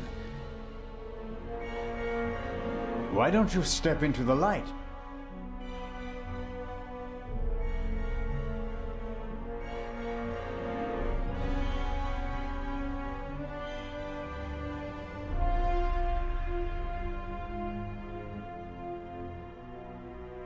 Dr. Gebhardt? Gebhardt? Are you trying to insult me? Wrong, Constable Zellner. Mr. Inch? It is astonishing how far you've come. I thought young Legrand would be my most dangerous opponent, but it seems I should have had more respect for age.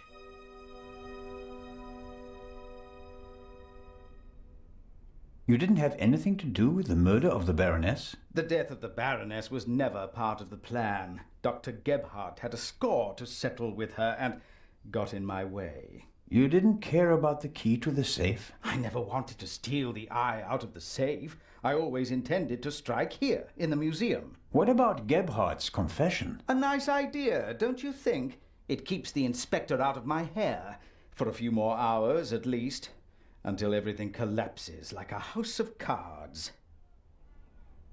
And the bomb on the train? Did you want to kill us all? I knew that Legrand would be hot on my heels after the heist in London. He's a dangerous man, Mr. Zellner. He almost caught me once. Is that a reason to resort to murder? It wasn't my only reason. An eye for an eye, Constable Zellner.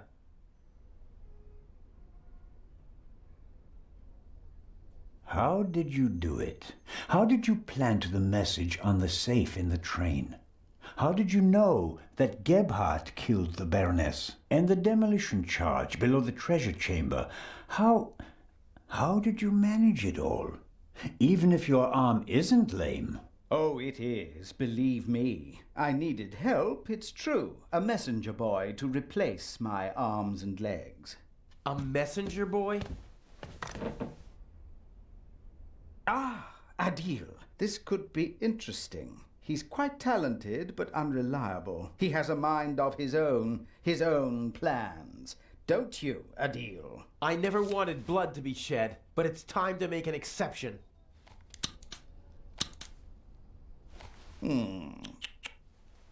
He only forgot one thing. I keep things firmly in hand. Always. End of story.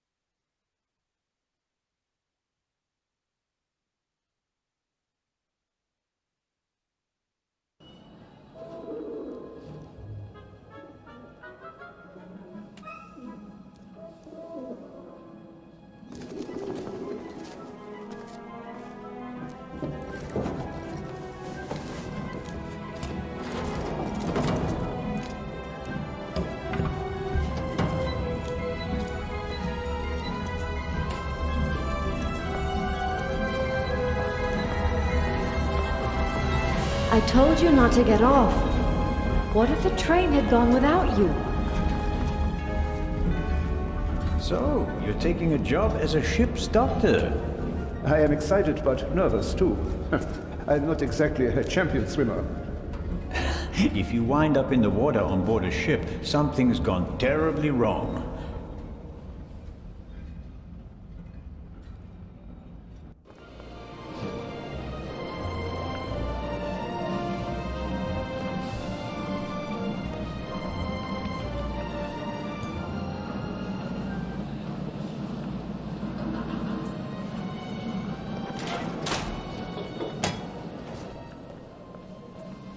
What was all that in the museum?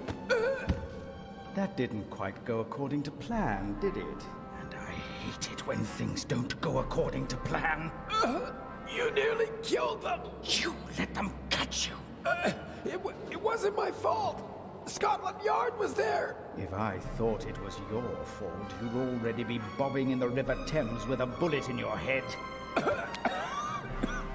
Someone tipped them off. I don't know who, but I'm going to find out. Where is the jewel? Ah, marvelous. But it's just half the set, and stealing the second eye will be more difficult than I'd anticipated.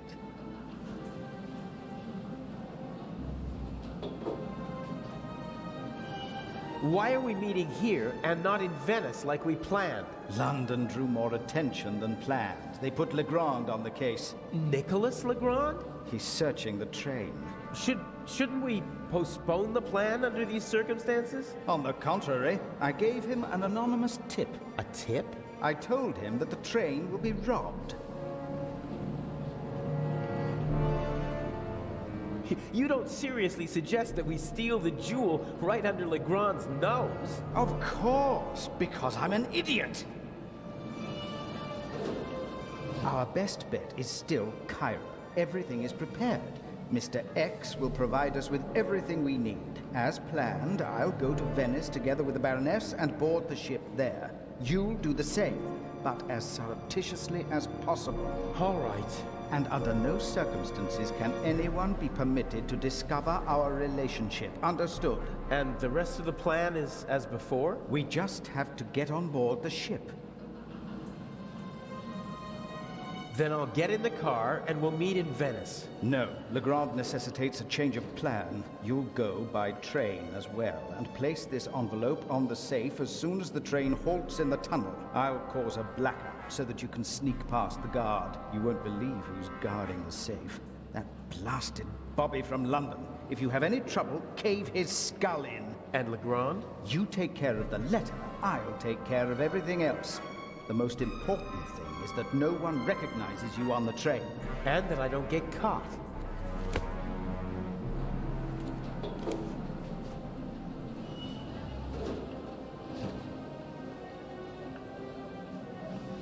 Hasn't the Baroness grown suspicious? She's wrapped up in a veil of alcohol, arrogance, and disinterest. Only flattery, gossip, and Belgian chocolate can penetrate it. Ideal conditions. I'll be glad to be rid of that old hag. She's my ticket to the most important museums in Europe. But these have been the longest 6 months of my life. How are the injured guards doing? How the devil should I know? You didn't need to do that. What? Save your bacon?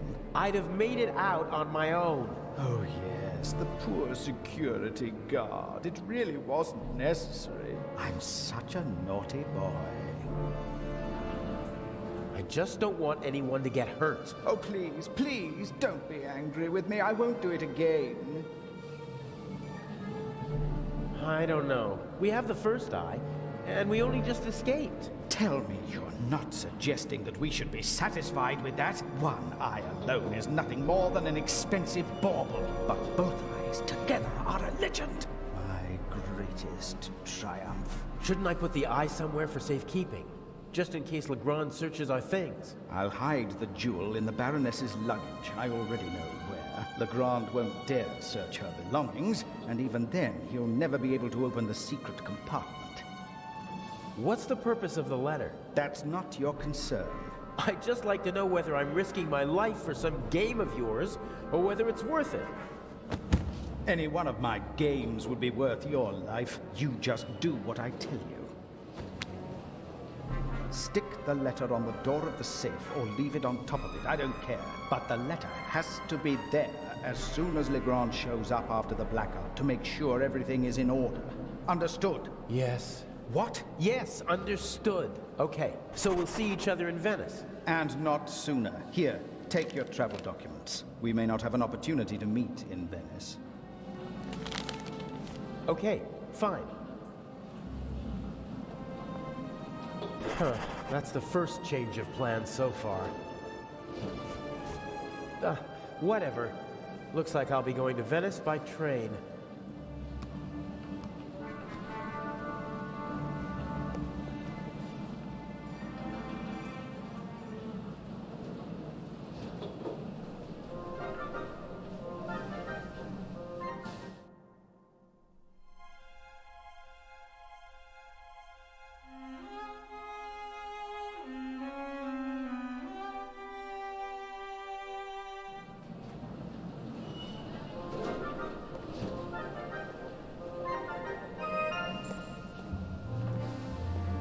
The crate must have had bananas or something in it. It's empty now. There probably isn't a single newspaper between Moscow and Madrid that's not reporting on the burglary. I'm famous. Unfortunately, not for the sort of elegantly executed theft I'd like to be known for. Burglary in British Museum, 1 casualty, £5,000 damage, culprit unknown. Return of the Raven? I'd have escaped anyway, but Inch just couldn't resist playing with dynamite. I hope the security guard recovers soon. A leather bag like the ones used by country doctors for carrying their equipment. If I swipe the bag, it'd cause confusion while people look for it, and I might be able to sneak onto the train. The only problem is, I can't take the bag with me. Not a chance. The doctor could easily spot me taking his bag. He'd sound the alarm, and our Swiss friend would have no choice but to arrest me. And then we'd have a real problem.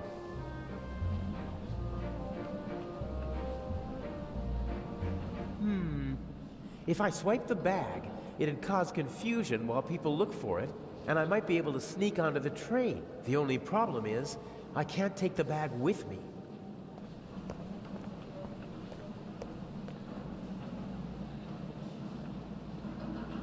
If I try to just get on the train, the conductor would probably stop me and might even turn me over to the police. I can't risk that. The conductor from the train, he's keeping a watchful eye on his passengers and their luggage. The train's been held up, and he seems to want to prevent further delays. This is the saloon car, fully furnished with a bar and all the niceties. The ladies and gentlemen would have a fit if I just waltzed in there wearing these clothes. I can't board the train like this. I'd stick out like a sore thumb, and they'd throw me off without a second thought. This is the saloon car, fully furnished with a bar and all the niceties. The ladies and gentlemen would have a fit if I just waltzed in there wearing these clothes.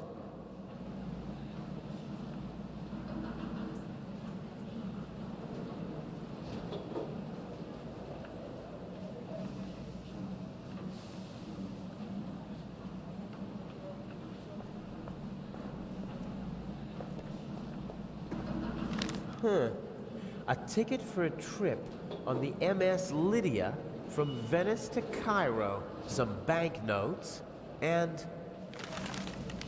a passport. Blank. No personal info, no picture.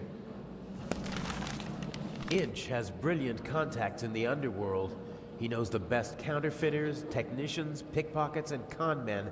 He remains anonymous, though. Most of them don't even know they're working for him. Mr. X, his contact in Cairo, probably doesn't have a clue who he is. Sometimes you can find useful things in a waste bin, but this one seems to have been emptied recently.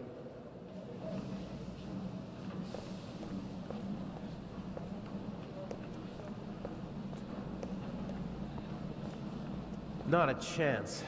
The doctor could easily spot me taking his bag. He'd sound the alarm, and our Swiss friend would have no choice but to arrest me. And then we'd have a real problem.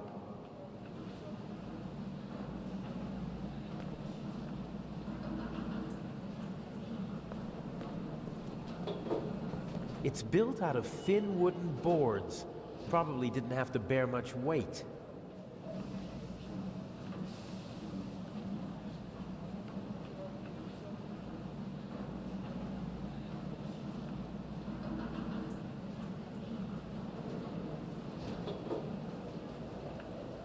Huh.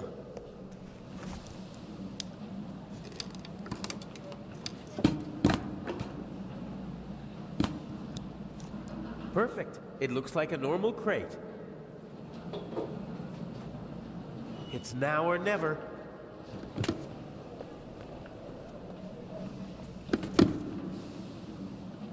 Hey, you! Scram! Yes, sir.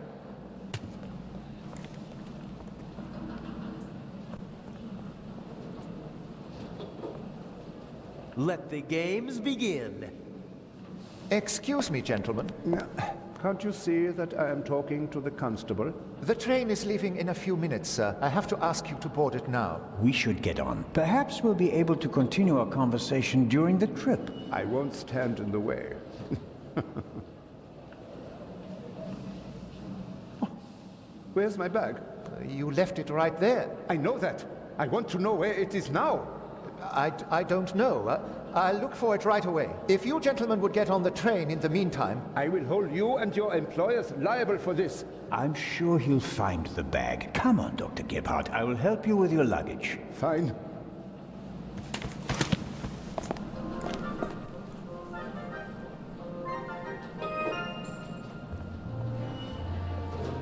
They won't let me ride along in the freight car, not even if I ask nicely.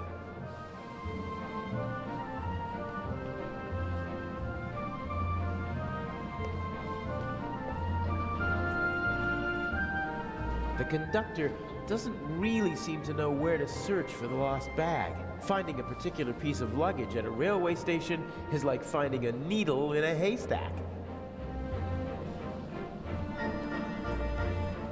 You seem to be searching for something. Can I help?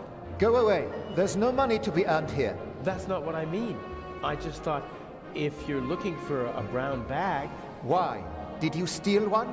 If that were true, I wouldn't be offering to help you. I saw a little blonde boy take the bag. He ran off with it, over there. Really? Thanks.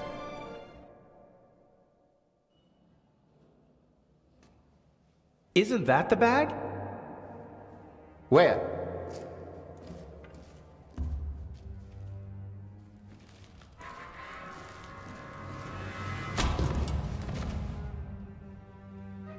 Nothing personal.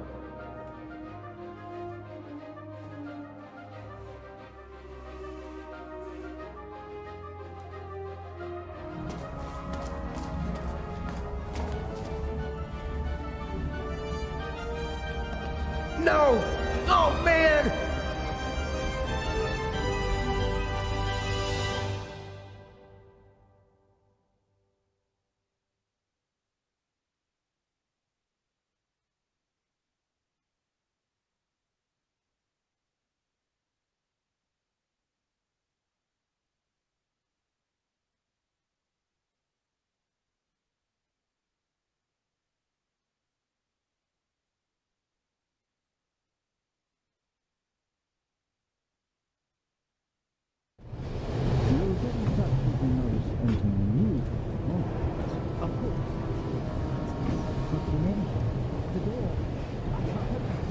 Let me have a look.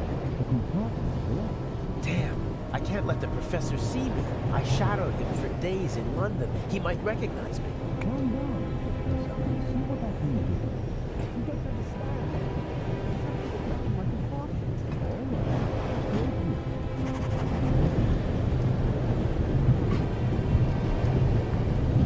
Professor Lucien seems to travel light.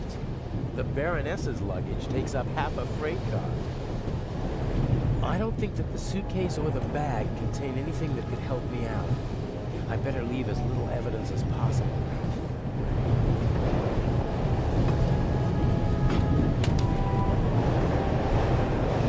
My God, I barely look like myself. I'm not as good as the Raven at slipping into other roles. He's had decades to perfect it. Whatever. It'll be good enough for the people on the train. Professor Lucien hasn't slept a single night in the cabin yet. The towel is unused.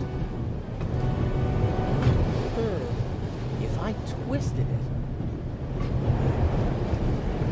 then I'd have a sort of rope. The sink, the sink. No, that won't help me now.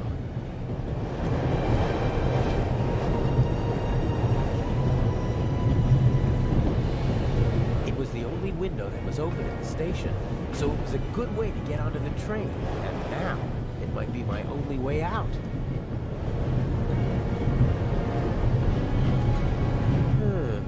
The window to the right should be the Baroness's cabin, and the one on the left is the saloon car. The roof could be my escape route.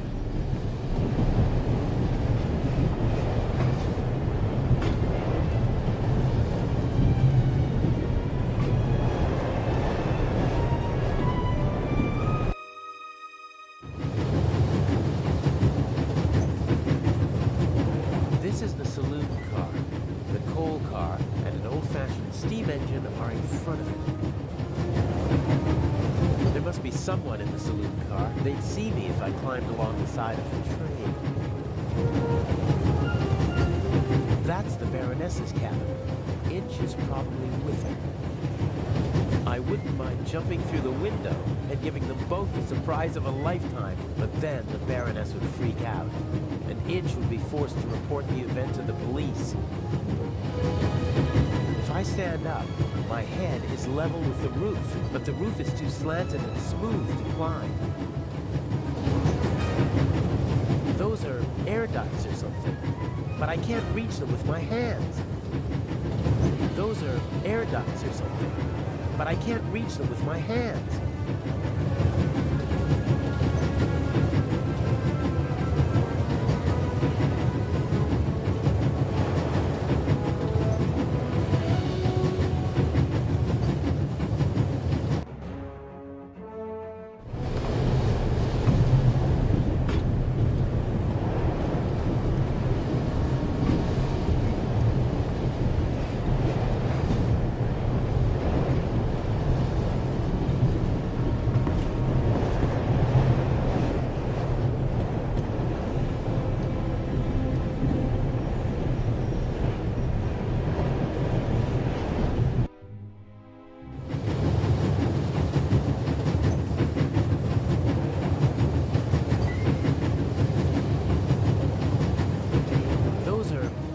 Or something, but I can't reach them with my hands. Those are air ducts or something, but I can't reach them with my hands. I only have a few seconds before the door opens and Professor Lucien comes back into his cabin. I'd better not be here when he does.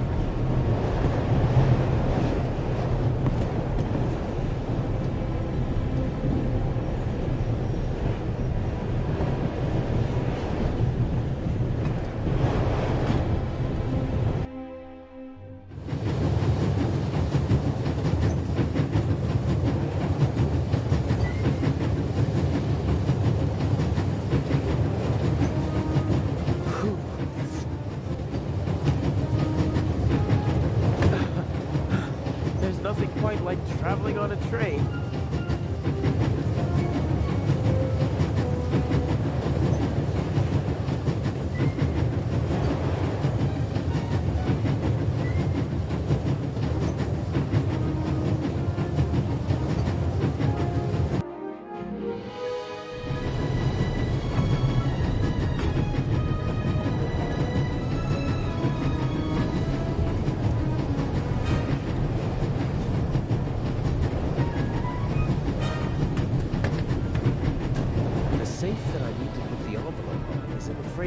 but I can't just walk in like a delivery man.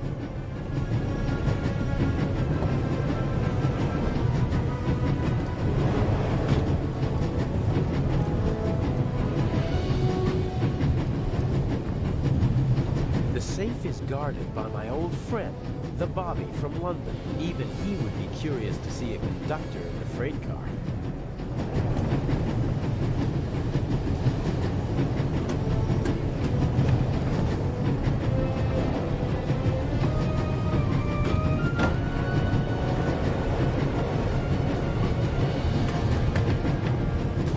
I should be able to move about freely in the train, as long as I keep away from Professor Lucien. The other guests don't know me, and conductors change several times during the journey. A new face shouldn't seem suspicious to anyone.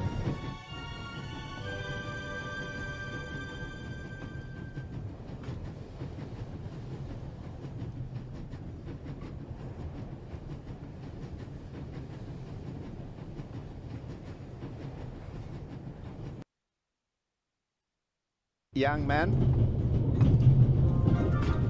Yes, sir? Tell me, when did they switch to self-service on the Orient Express? Should they not have informed the passengers about that in advance? Forgive me, sir. I was... And what about my bag? Did your colleague find it?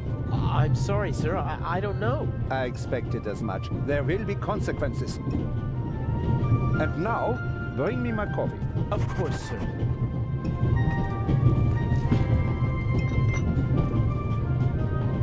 Asshole. Huh. A dish with old people's candy. Butterscotch, I think.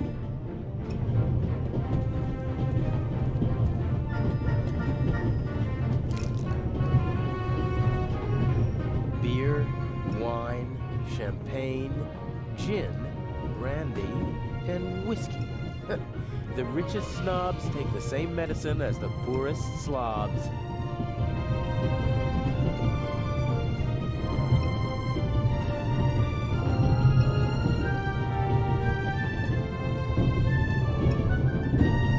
Pigs get to drink from the finest porcelain. If I mess with the doctor, I might blow my cover. So I'll have to grin and bear it and serve our esteemed passenger his coffee. If I mess with the doctor, I might blow my cover. So I'll have to grin and bear it and serve our esteemed passenger his coffee. A small portable radio. The reception is surprisingly good here in the mountains. I won't be able to use the radio, but the antenna, on the other hand, a thin, short metal rod that can be extended. Something like that might come in handy. Locked. Locked.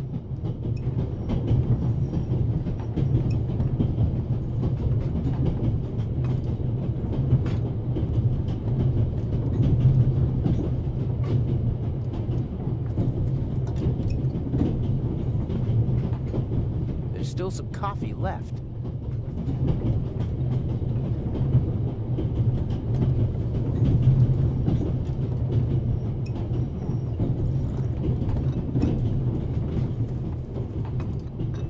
A cup of coffee for the gentleman. Do you know what the problem with people like you is? You mean our lack of a sense of duty, or our skin color, or a lack of respect for our elders? We have so many flaws. He didn't even want to hear why it took so long to get his coffee. He just wanted to tear into someone, just wanted to assert his will. It's a sad life if you have to pump yourself up by deflating others.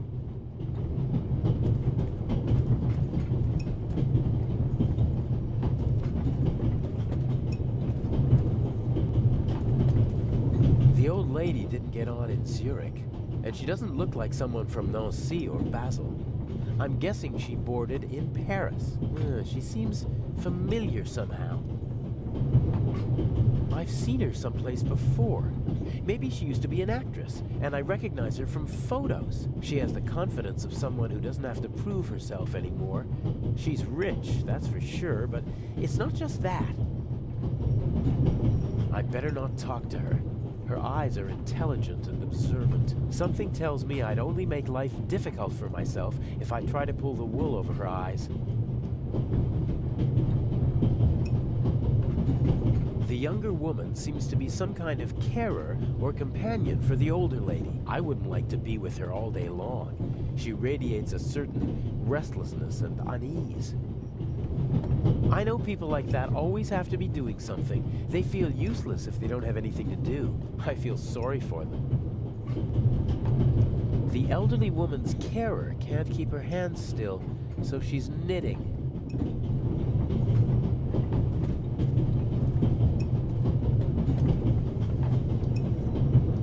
Can I bring you ladies anything? Is everything satisfactory? Everything is wonderful, young man. Very good.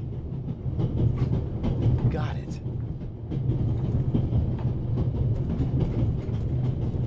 I think Professor Lucien is still in the hallway, trying to get into his cabin. I'd better wait until the coast is clear.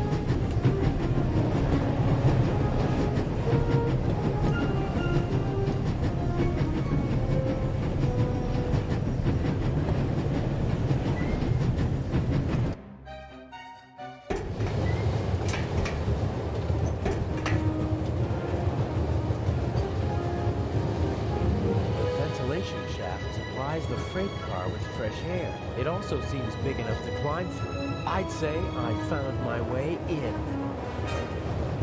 The cover has 2 hinges on the back. It's possible to open it, but the 2 screws on the front hold it closed.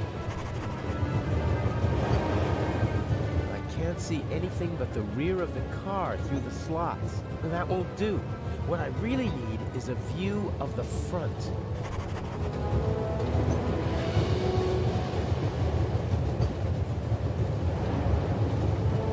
The cover has 2 hinges on the back.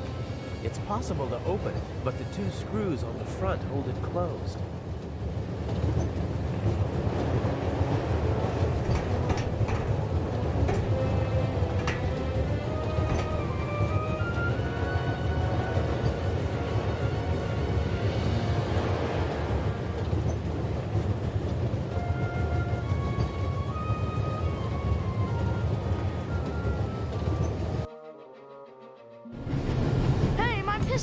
You'll get it back in Venice.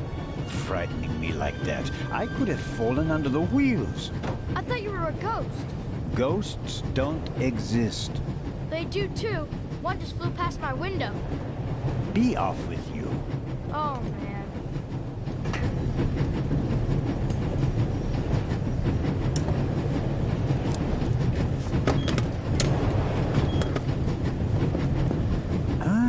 I can use these. Phew, that was close.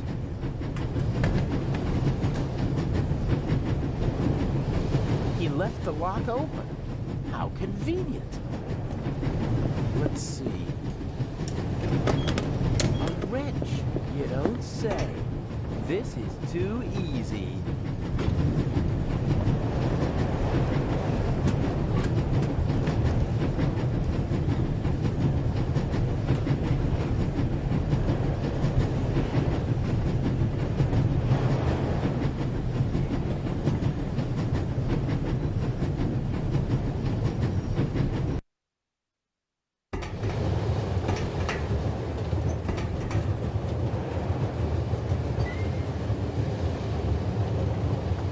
See anything but the rear of the car through the slots.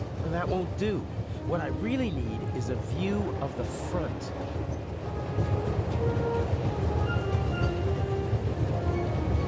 First, I need to get an overview of what's awaiting me in the freight car, and then I'll take care of the cover. The cover has 2 hinges on the back. It's possible to open it, but the 2 screws on the front hold it closed. First, I need to get an overview of what's awaiting me in the freight car, and then I'll take care of the cover.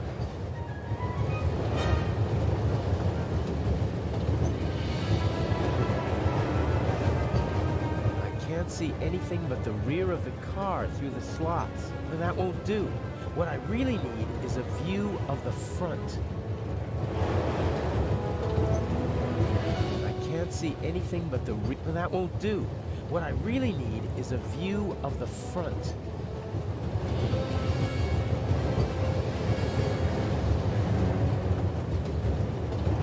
I can't see anything but the rear of the car through the slots. That won't do.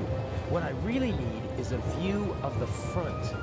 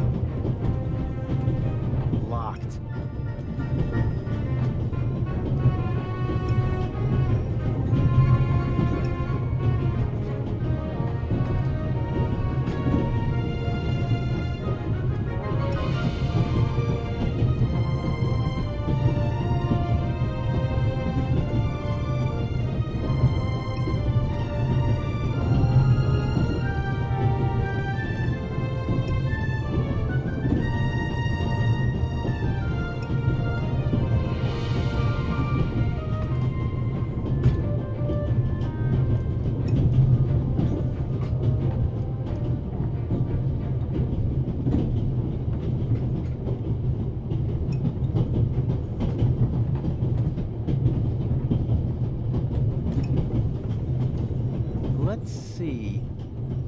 It fits! Huh. A lot of odds and ends.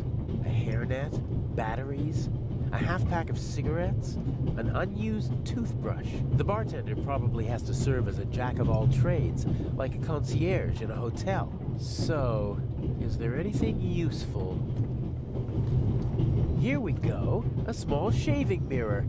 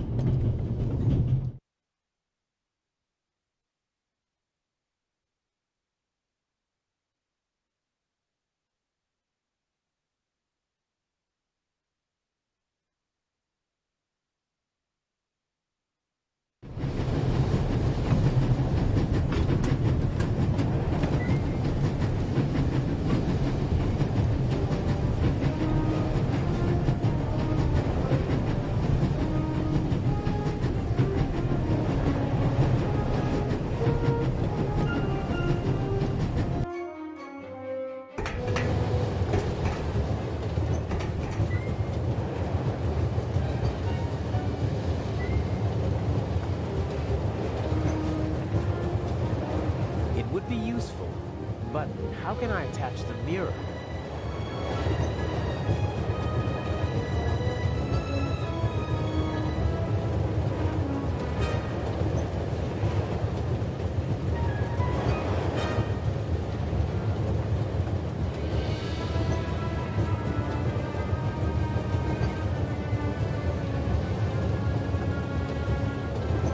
Be useful, but how can I attach the mirror?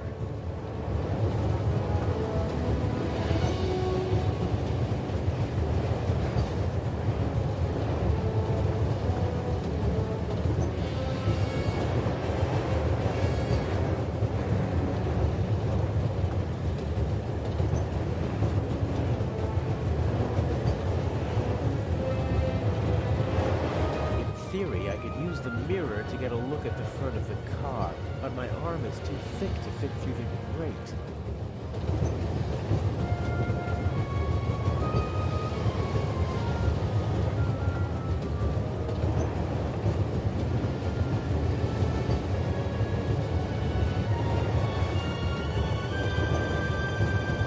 It would be useful, but how can I attach the mirror?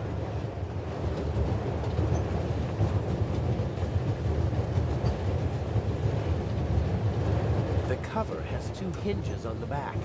It's possible to open it, but the two screws on the front hold it closed.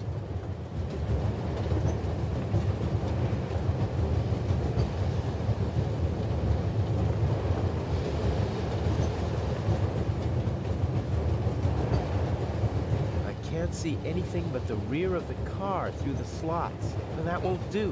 What I really need is a view of the front.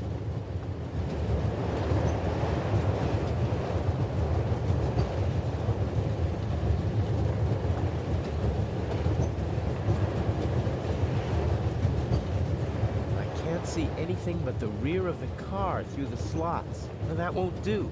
What I really need is a view of the front.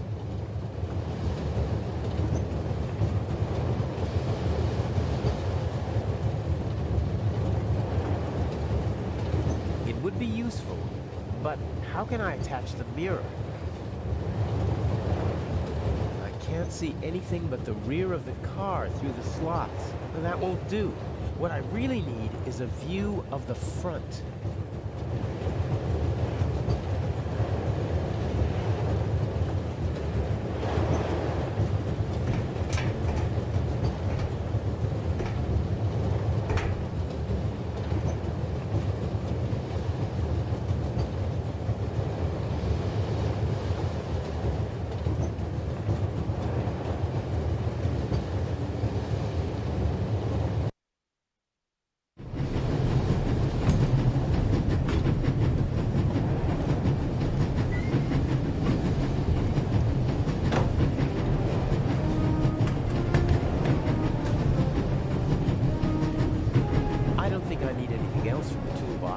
And if I do, I know where to find it.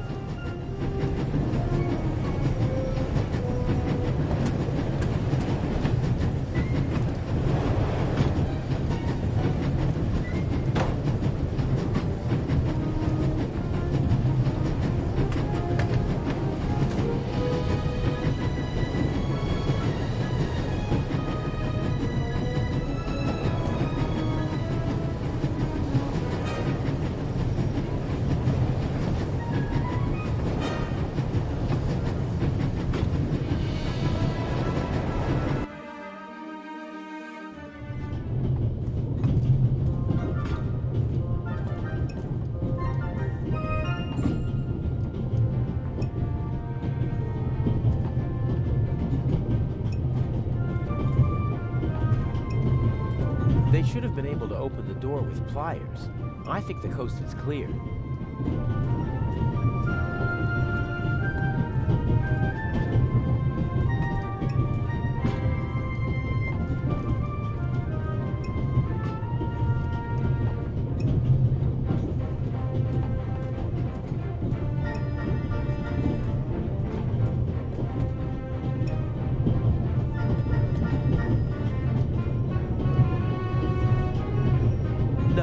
Anything else.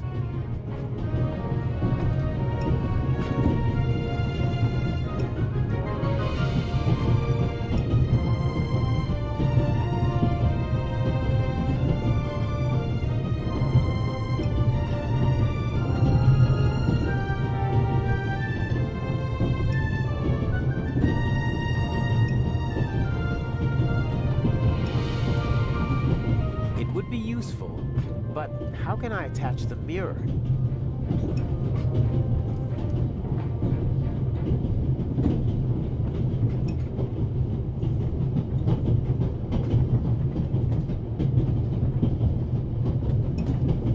It would be useful, but how can I attach the mirror?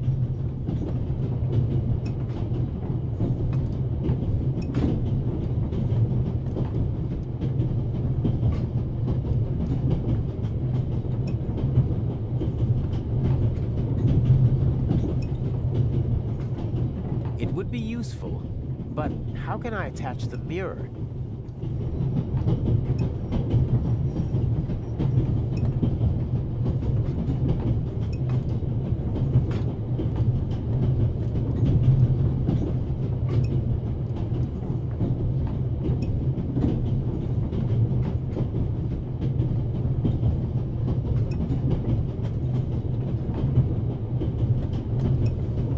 Guess by looking at the conductor's keychain that it's been through a lot.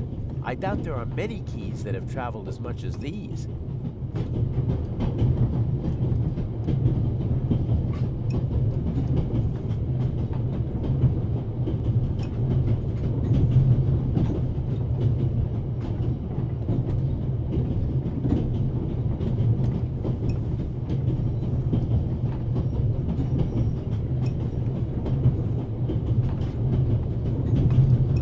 Deliver the letter as it is. Too much depends on ensuring that he trusts me.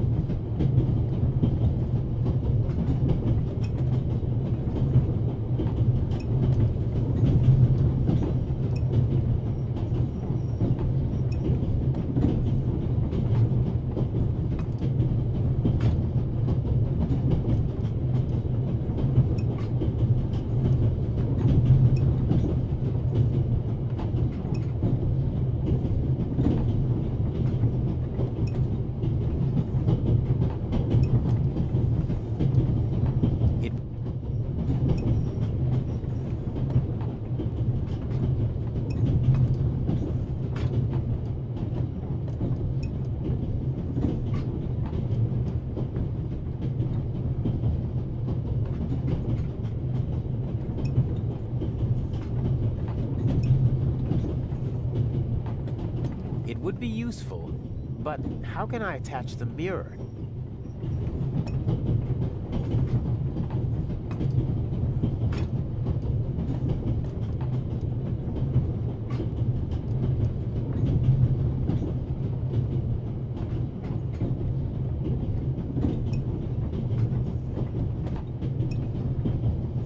It would be useful, but how can I attach the mirror?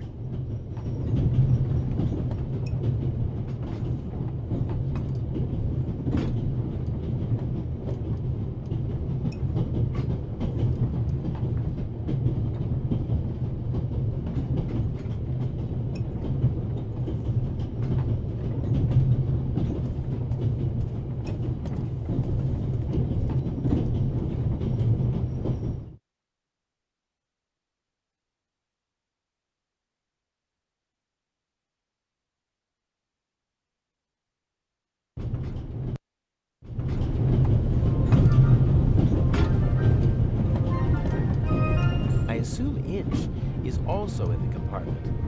He'll probably find some excuse to sneak out to trigger the blackout and engage the emergency brakes. No idea how he expects to pull that off. He usually leaves me in the dark about such things. Even after months of partnership, he still doesn't trust me completely. Obviously, they managed to open the door. I wonder who or what the archaeologist thinks locked it. Did he connect it to the burglary in London? Probably not. Huh. Is this a Stradivarius or something like that? If it is, maybe I should take it with me during the blackout. With any luck, I'm going to be a happy family man soon, and I'll need a few francs, lira, or marks. The violinist was already on the train in Zurich. Handsome devil. I'm glad my girlfriend isn't here. She loves to make me jealous, and once I'm raging mad, she leans forward and whispers one of those phrases that only she can say. Self-control. Side jobs always lead to complications. There are enough unknowns in our plan as it is. No need to add more.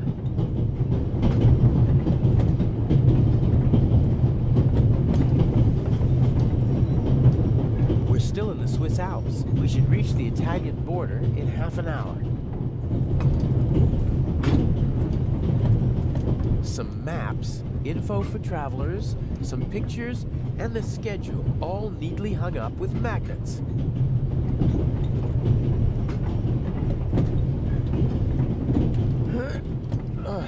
Won't work. There's a lock at the bottom of the window.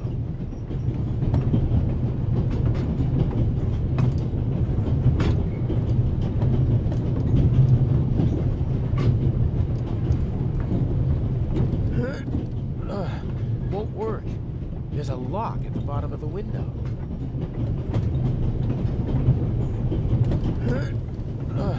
Won't work. There's a lock at the bottom of the window.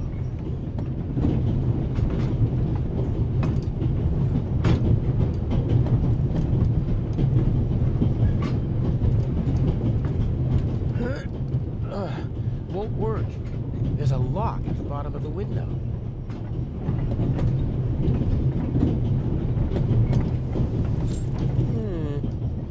Maybe.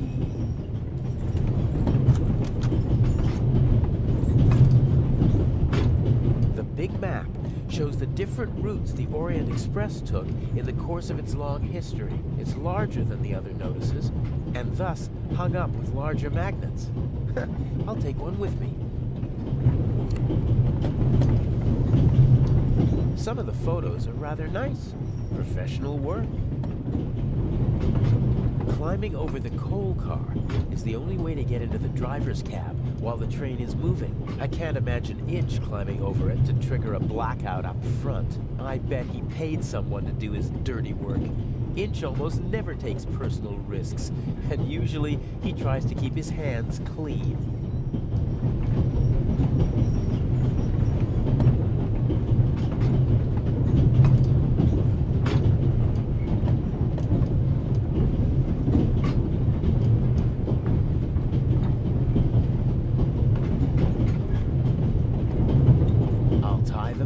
To the string. Done.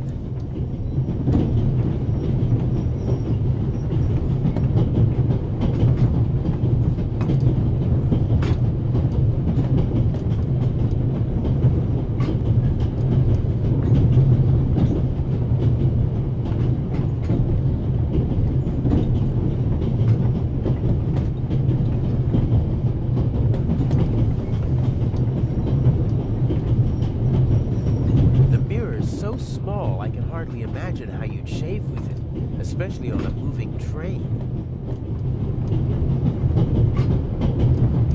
It would be useful, but how can I attach the mirror?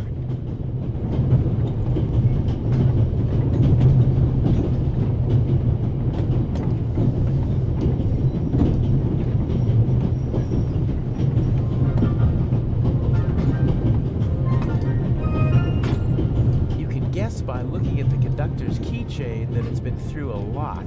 I doubt there are many keys that have traveled as much as these.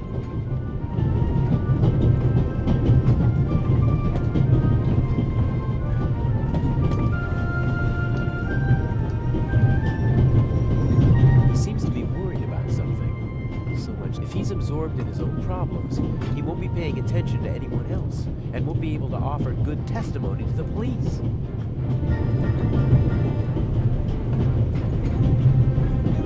Professor Lucien is on his way to Cairo, just like the Baroness. They both know each other. She chairs the Friends of the British Museum Club. I hope he's too shaken up to leave his cabin until we reach Venice. Just a few more days, and I'll finally be rid of that crew.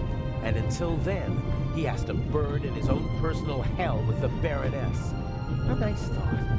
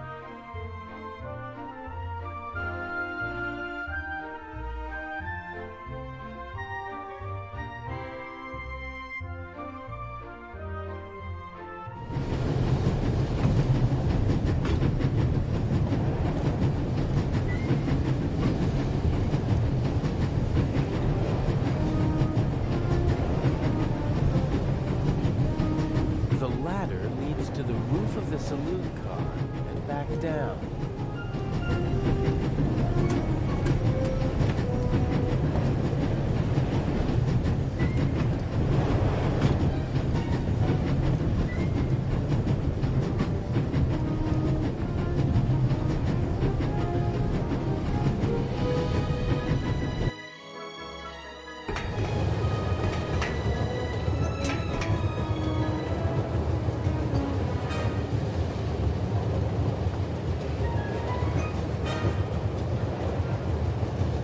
See anything but the rear of the car through the slots. And that won't do. What I really need is a view of the front.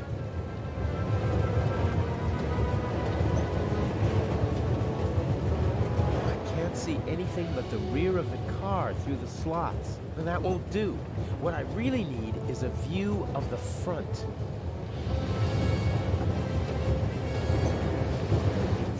I could use the mirror to get a look at the front of the car, but my arm is too thick to fit through the grate.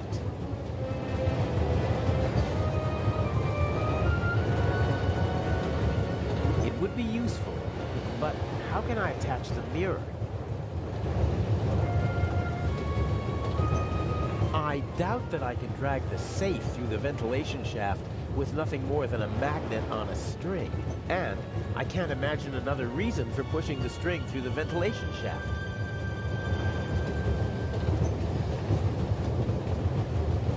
It would be useful, but how can I attach the mirror?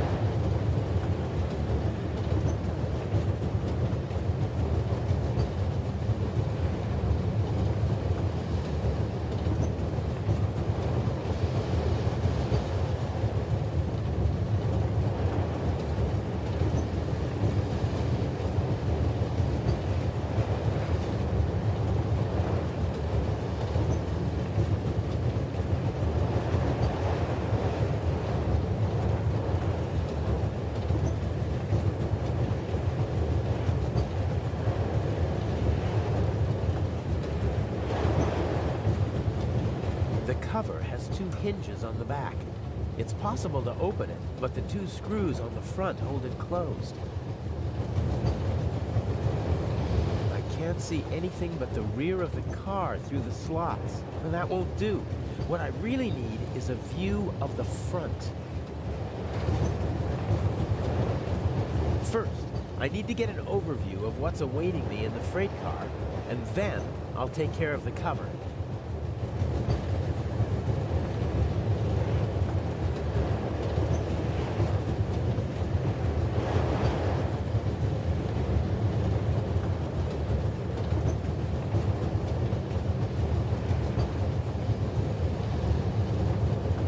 The cover has two hinges on the back. It's possible to open it, but the two screws on the front hold it closed.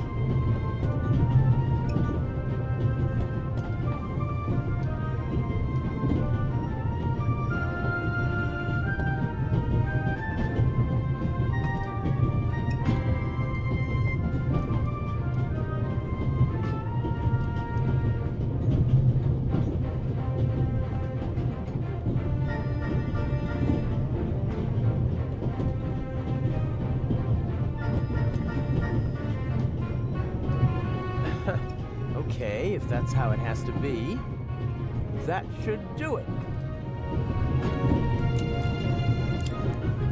That did the trick.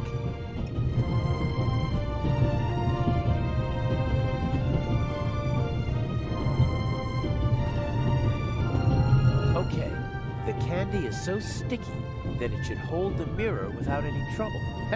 As I expected, it sticks.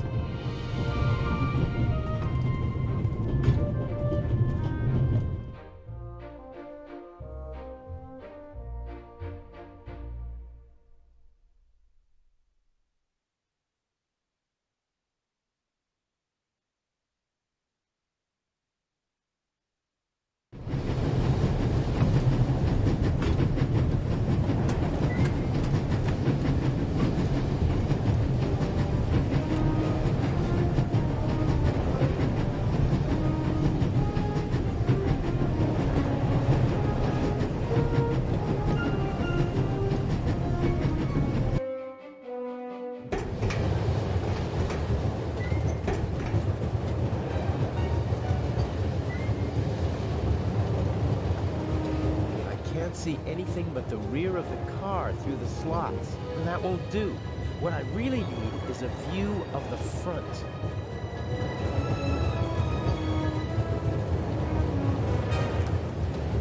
There's the guard. The safe is directly beneath the ventilation shaft. I could shimmy down the shaft and hit him on the head from behind. Uh-oh. Are you okay, Robert? Nothing to report, sir. At ease. Any suspicious passengers come aboard in Zurich, sir? Not really. It could be anyone and no one. But we've received support from the Swiss police. A certain Constable Zellner. Oh? Very motivated. Might get on our nerves. That limits my options. I can't overpower two people. I don't think I'll be able to slip into the carriage unseen after all. Oh, there has to be a way. I have to keep Idge happy. How do I get you onto the safe? Or on top of it? The safe is directly beneath the ventilation shaft. And Idge said something about a blackout and a tunnel. I could use the moments of confusion and darkness to toss the letter onto the safe. Might work, as long as I manage to open the ventilation shaft and choose the right moment.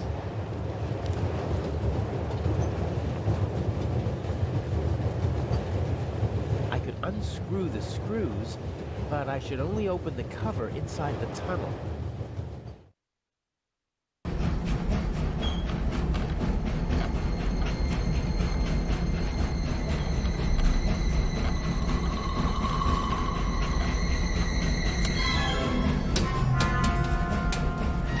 What was that?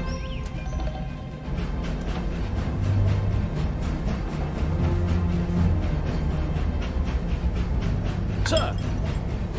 Must have fallen out.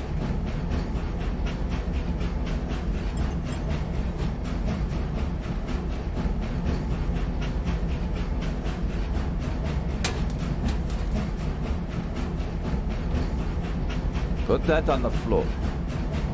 Yes, sir. That was close. If the second screw makes that much noise, it's over for me.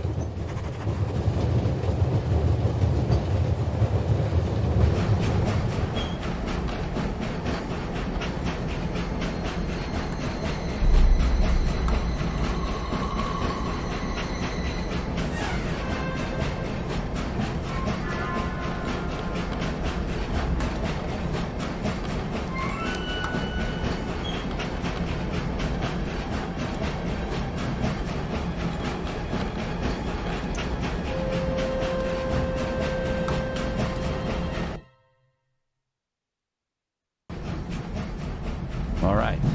We should... What? The light's gone out. Flashlights!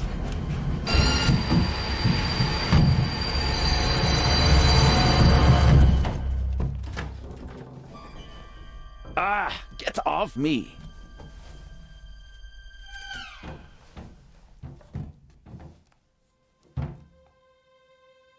There, sir. An envelope.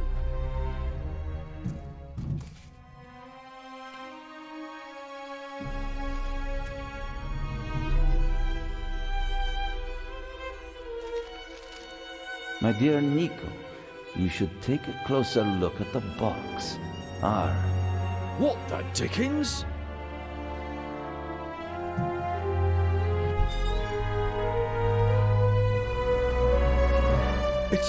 It's a... Away with it! Take cover!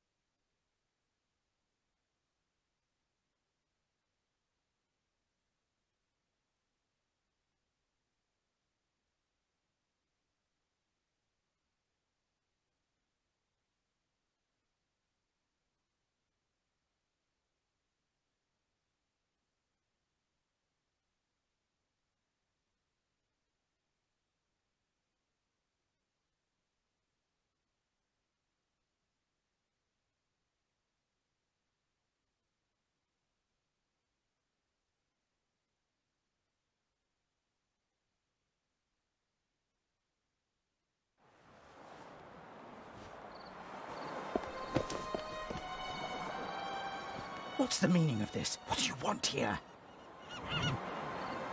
What was the point of the bomb? Isn't that obvious? I wanted to dispose of Legrand as spectacularly as possible. You almost disposed of me as well. Did I not tell you to deliver the letter and leave immediately? People could have died. But of course, that was the point of the bomb. I don't want to hurt anyone. You know that. And you know that I don't care what you want. Obey my orders and nothing will happen to you, and you'll soon be a rich man. I won't blindly obey orders anymore. I want to know what the plan is. You know as much as you need to know. We will steal the second eye in Cairo, before the eyes of the world. The theft of the first eye got everyone's attention. Legrand's death would have increased the excitement immeasurably, but this will do just as well. We'll have a showdown instead. The Raven versus the Inspector. That should also electrify the press. Why are you doing this? I thought it was about the jewels. Why are we making life difficult for ourselves and attracting so much attention?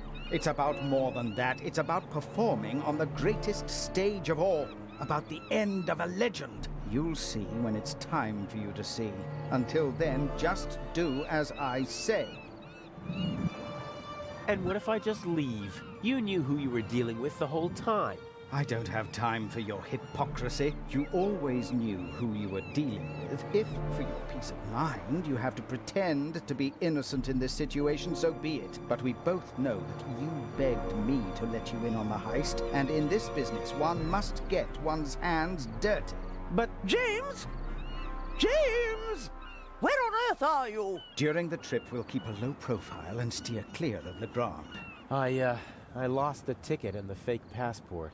I swear, if my arm was still good enough to climb, I'd have disposed of you long ago. Oh, well. I'd prefer that no one see you while you're on board. Smuggle yourself on board and stay under cover until Cairo. Okay. And no more games. Nothing that Legrand, the police, or anyone else could do to you compares to what I will do to you if you don't follow my plan. James! There you are. Is the inspector to carry my luggage onto the ship all by himself? He thinks he knows me. He thinks I'm stupid and weak. I have him right where I want him. Here's a young thief who'll show an old-timer how it's done. Even if it means a bit of solitary confinement.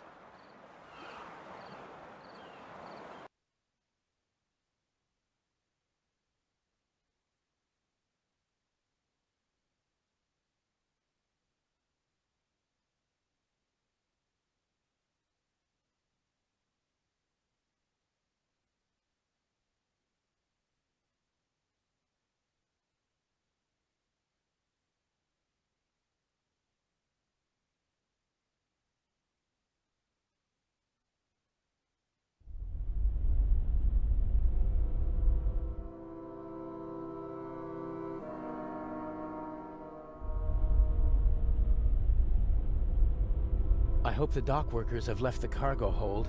I better just take a peek. Or at least, I'd take a peek if it were possible to open it.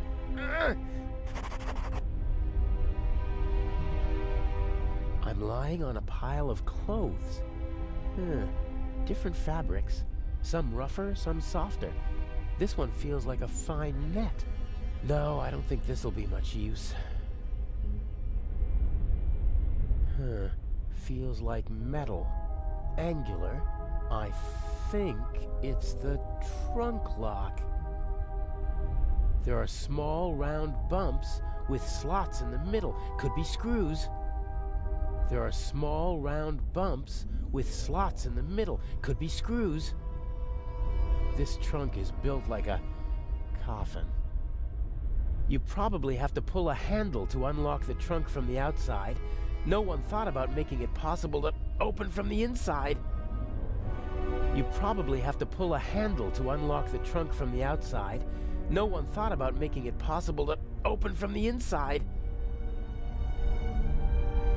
There are small round bumps with slots in the middle. Could be screws. Okay, where's the screwdriver? Knife. There's the screwdriver. So, if I just turn this... Aha!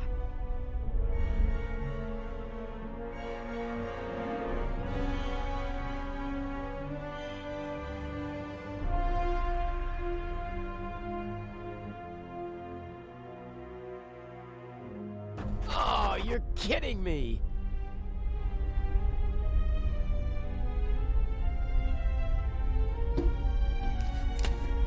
Seems to be a strap for holding something on the shelf above the trunk. Unfortunately, I can't reach the clasp. The stuff over there doesn't look like it was recently loaded. Probably part of the ship's inventory. 2 metal pipes. Stable, about 10 meters apart. The ship may be showing its age, but those pipes look more than sturdy enough. The ship may be showing its age, but those pipes look more than sturdy enough. Tools and spare parts, I'd say. There might be something in that box that could help me escape from the trunk. Of course, it would be more helpful if it weren't out of my reach.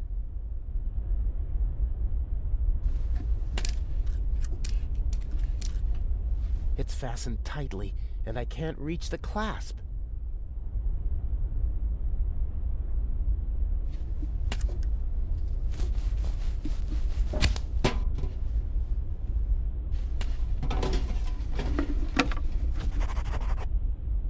Tools and spare parts, I'd say.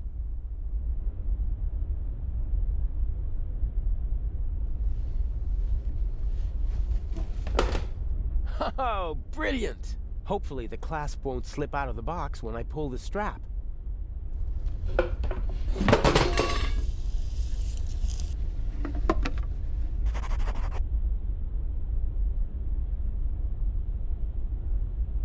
The pipe rolled up against the shelf, but it's still out of my reach.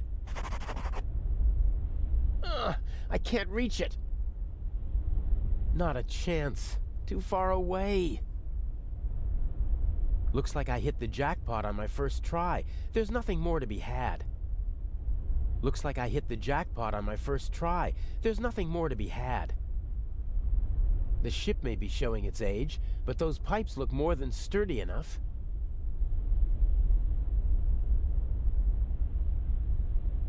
How's that supposed to work? The strap won't tie itself around the pipe.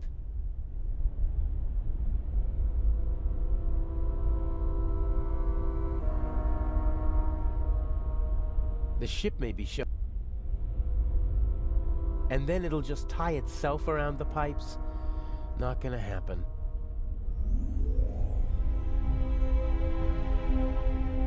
And then it'll just tie itself around the pipes? Not gonna happen.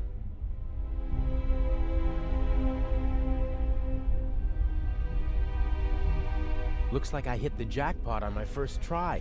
There's nothing more to be had.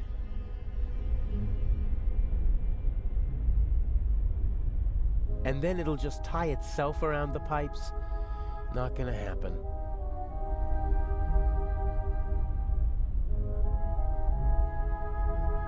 How's that supposed to work? The strap won't tie itself around the pipe. Ugh, I can't reach it.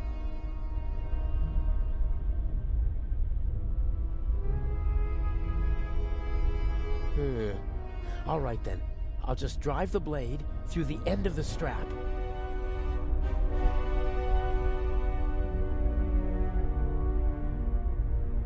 The knife isn't stuck firmly enough in the strap to endure a throw. I'll pull it out and try my luck with the metal clasp.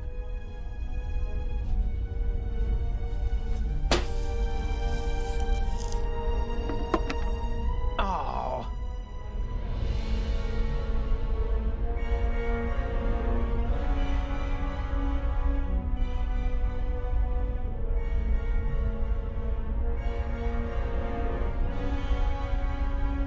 Looks like I hit the jackpot on my first try.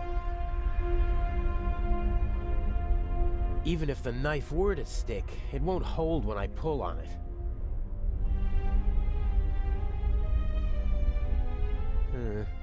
It's worth a try.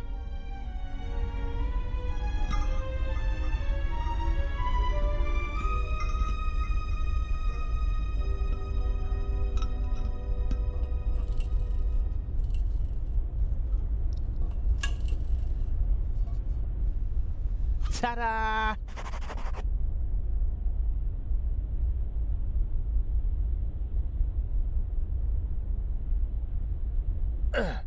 That should hold.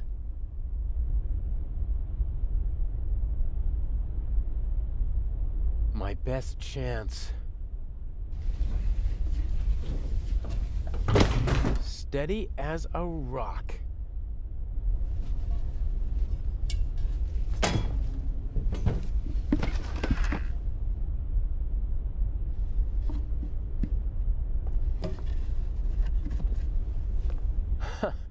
Elegant.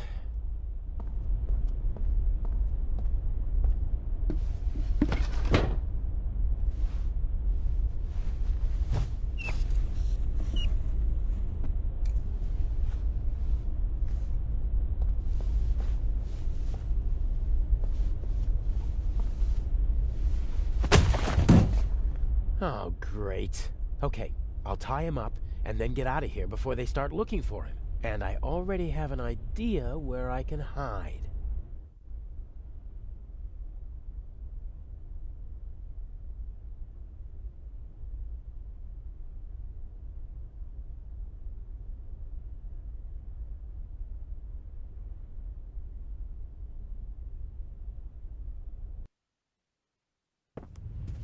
I can't imagine that he'd just leave. Yeah, and without saying goodbye either.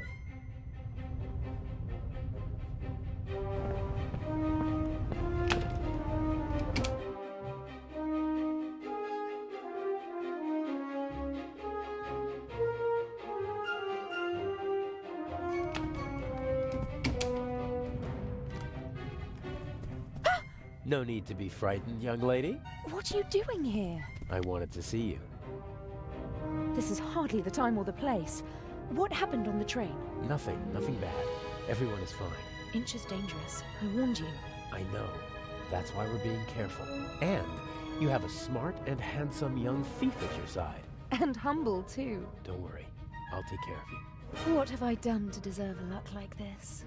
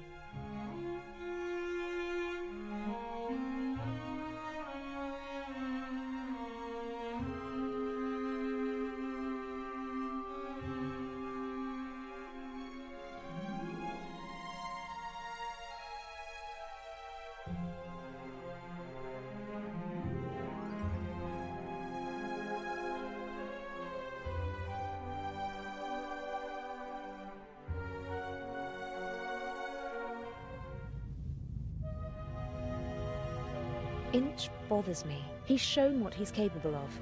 What if he finds out about our plan? How would he? We're careful. He's more ruthless than we expected. The bomb on the train. I don't want to think about it. We need to make sure that we stay calm. You mean that I stay calm? I'm not worried about you. I know you.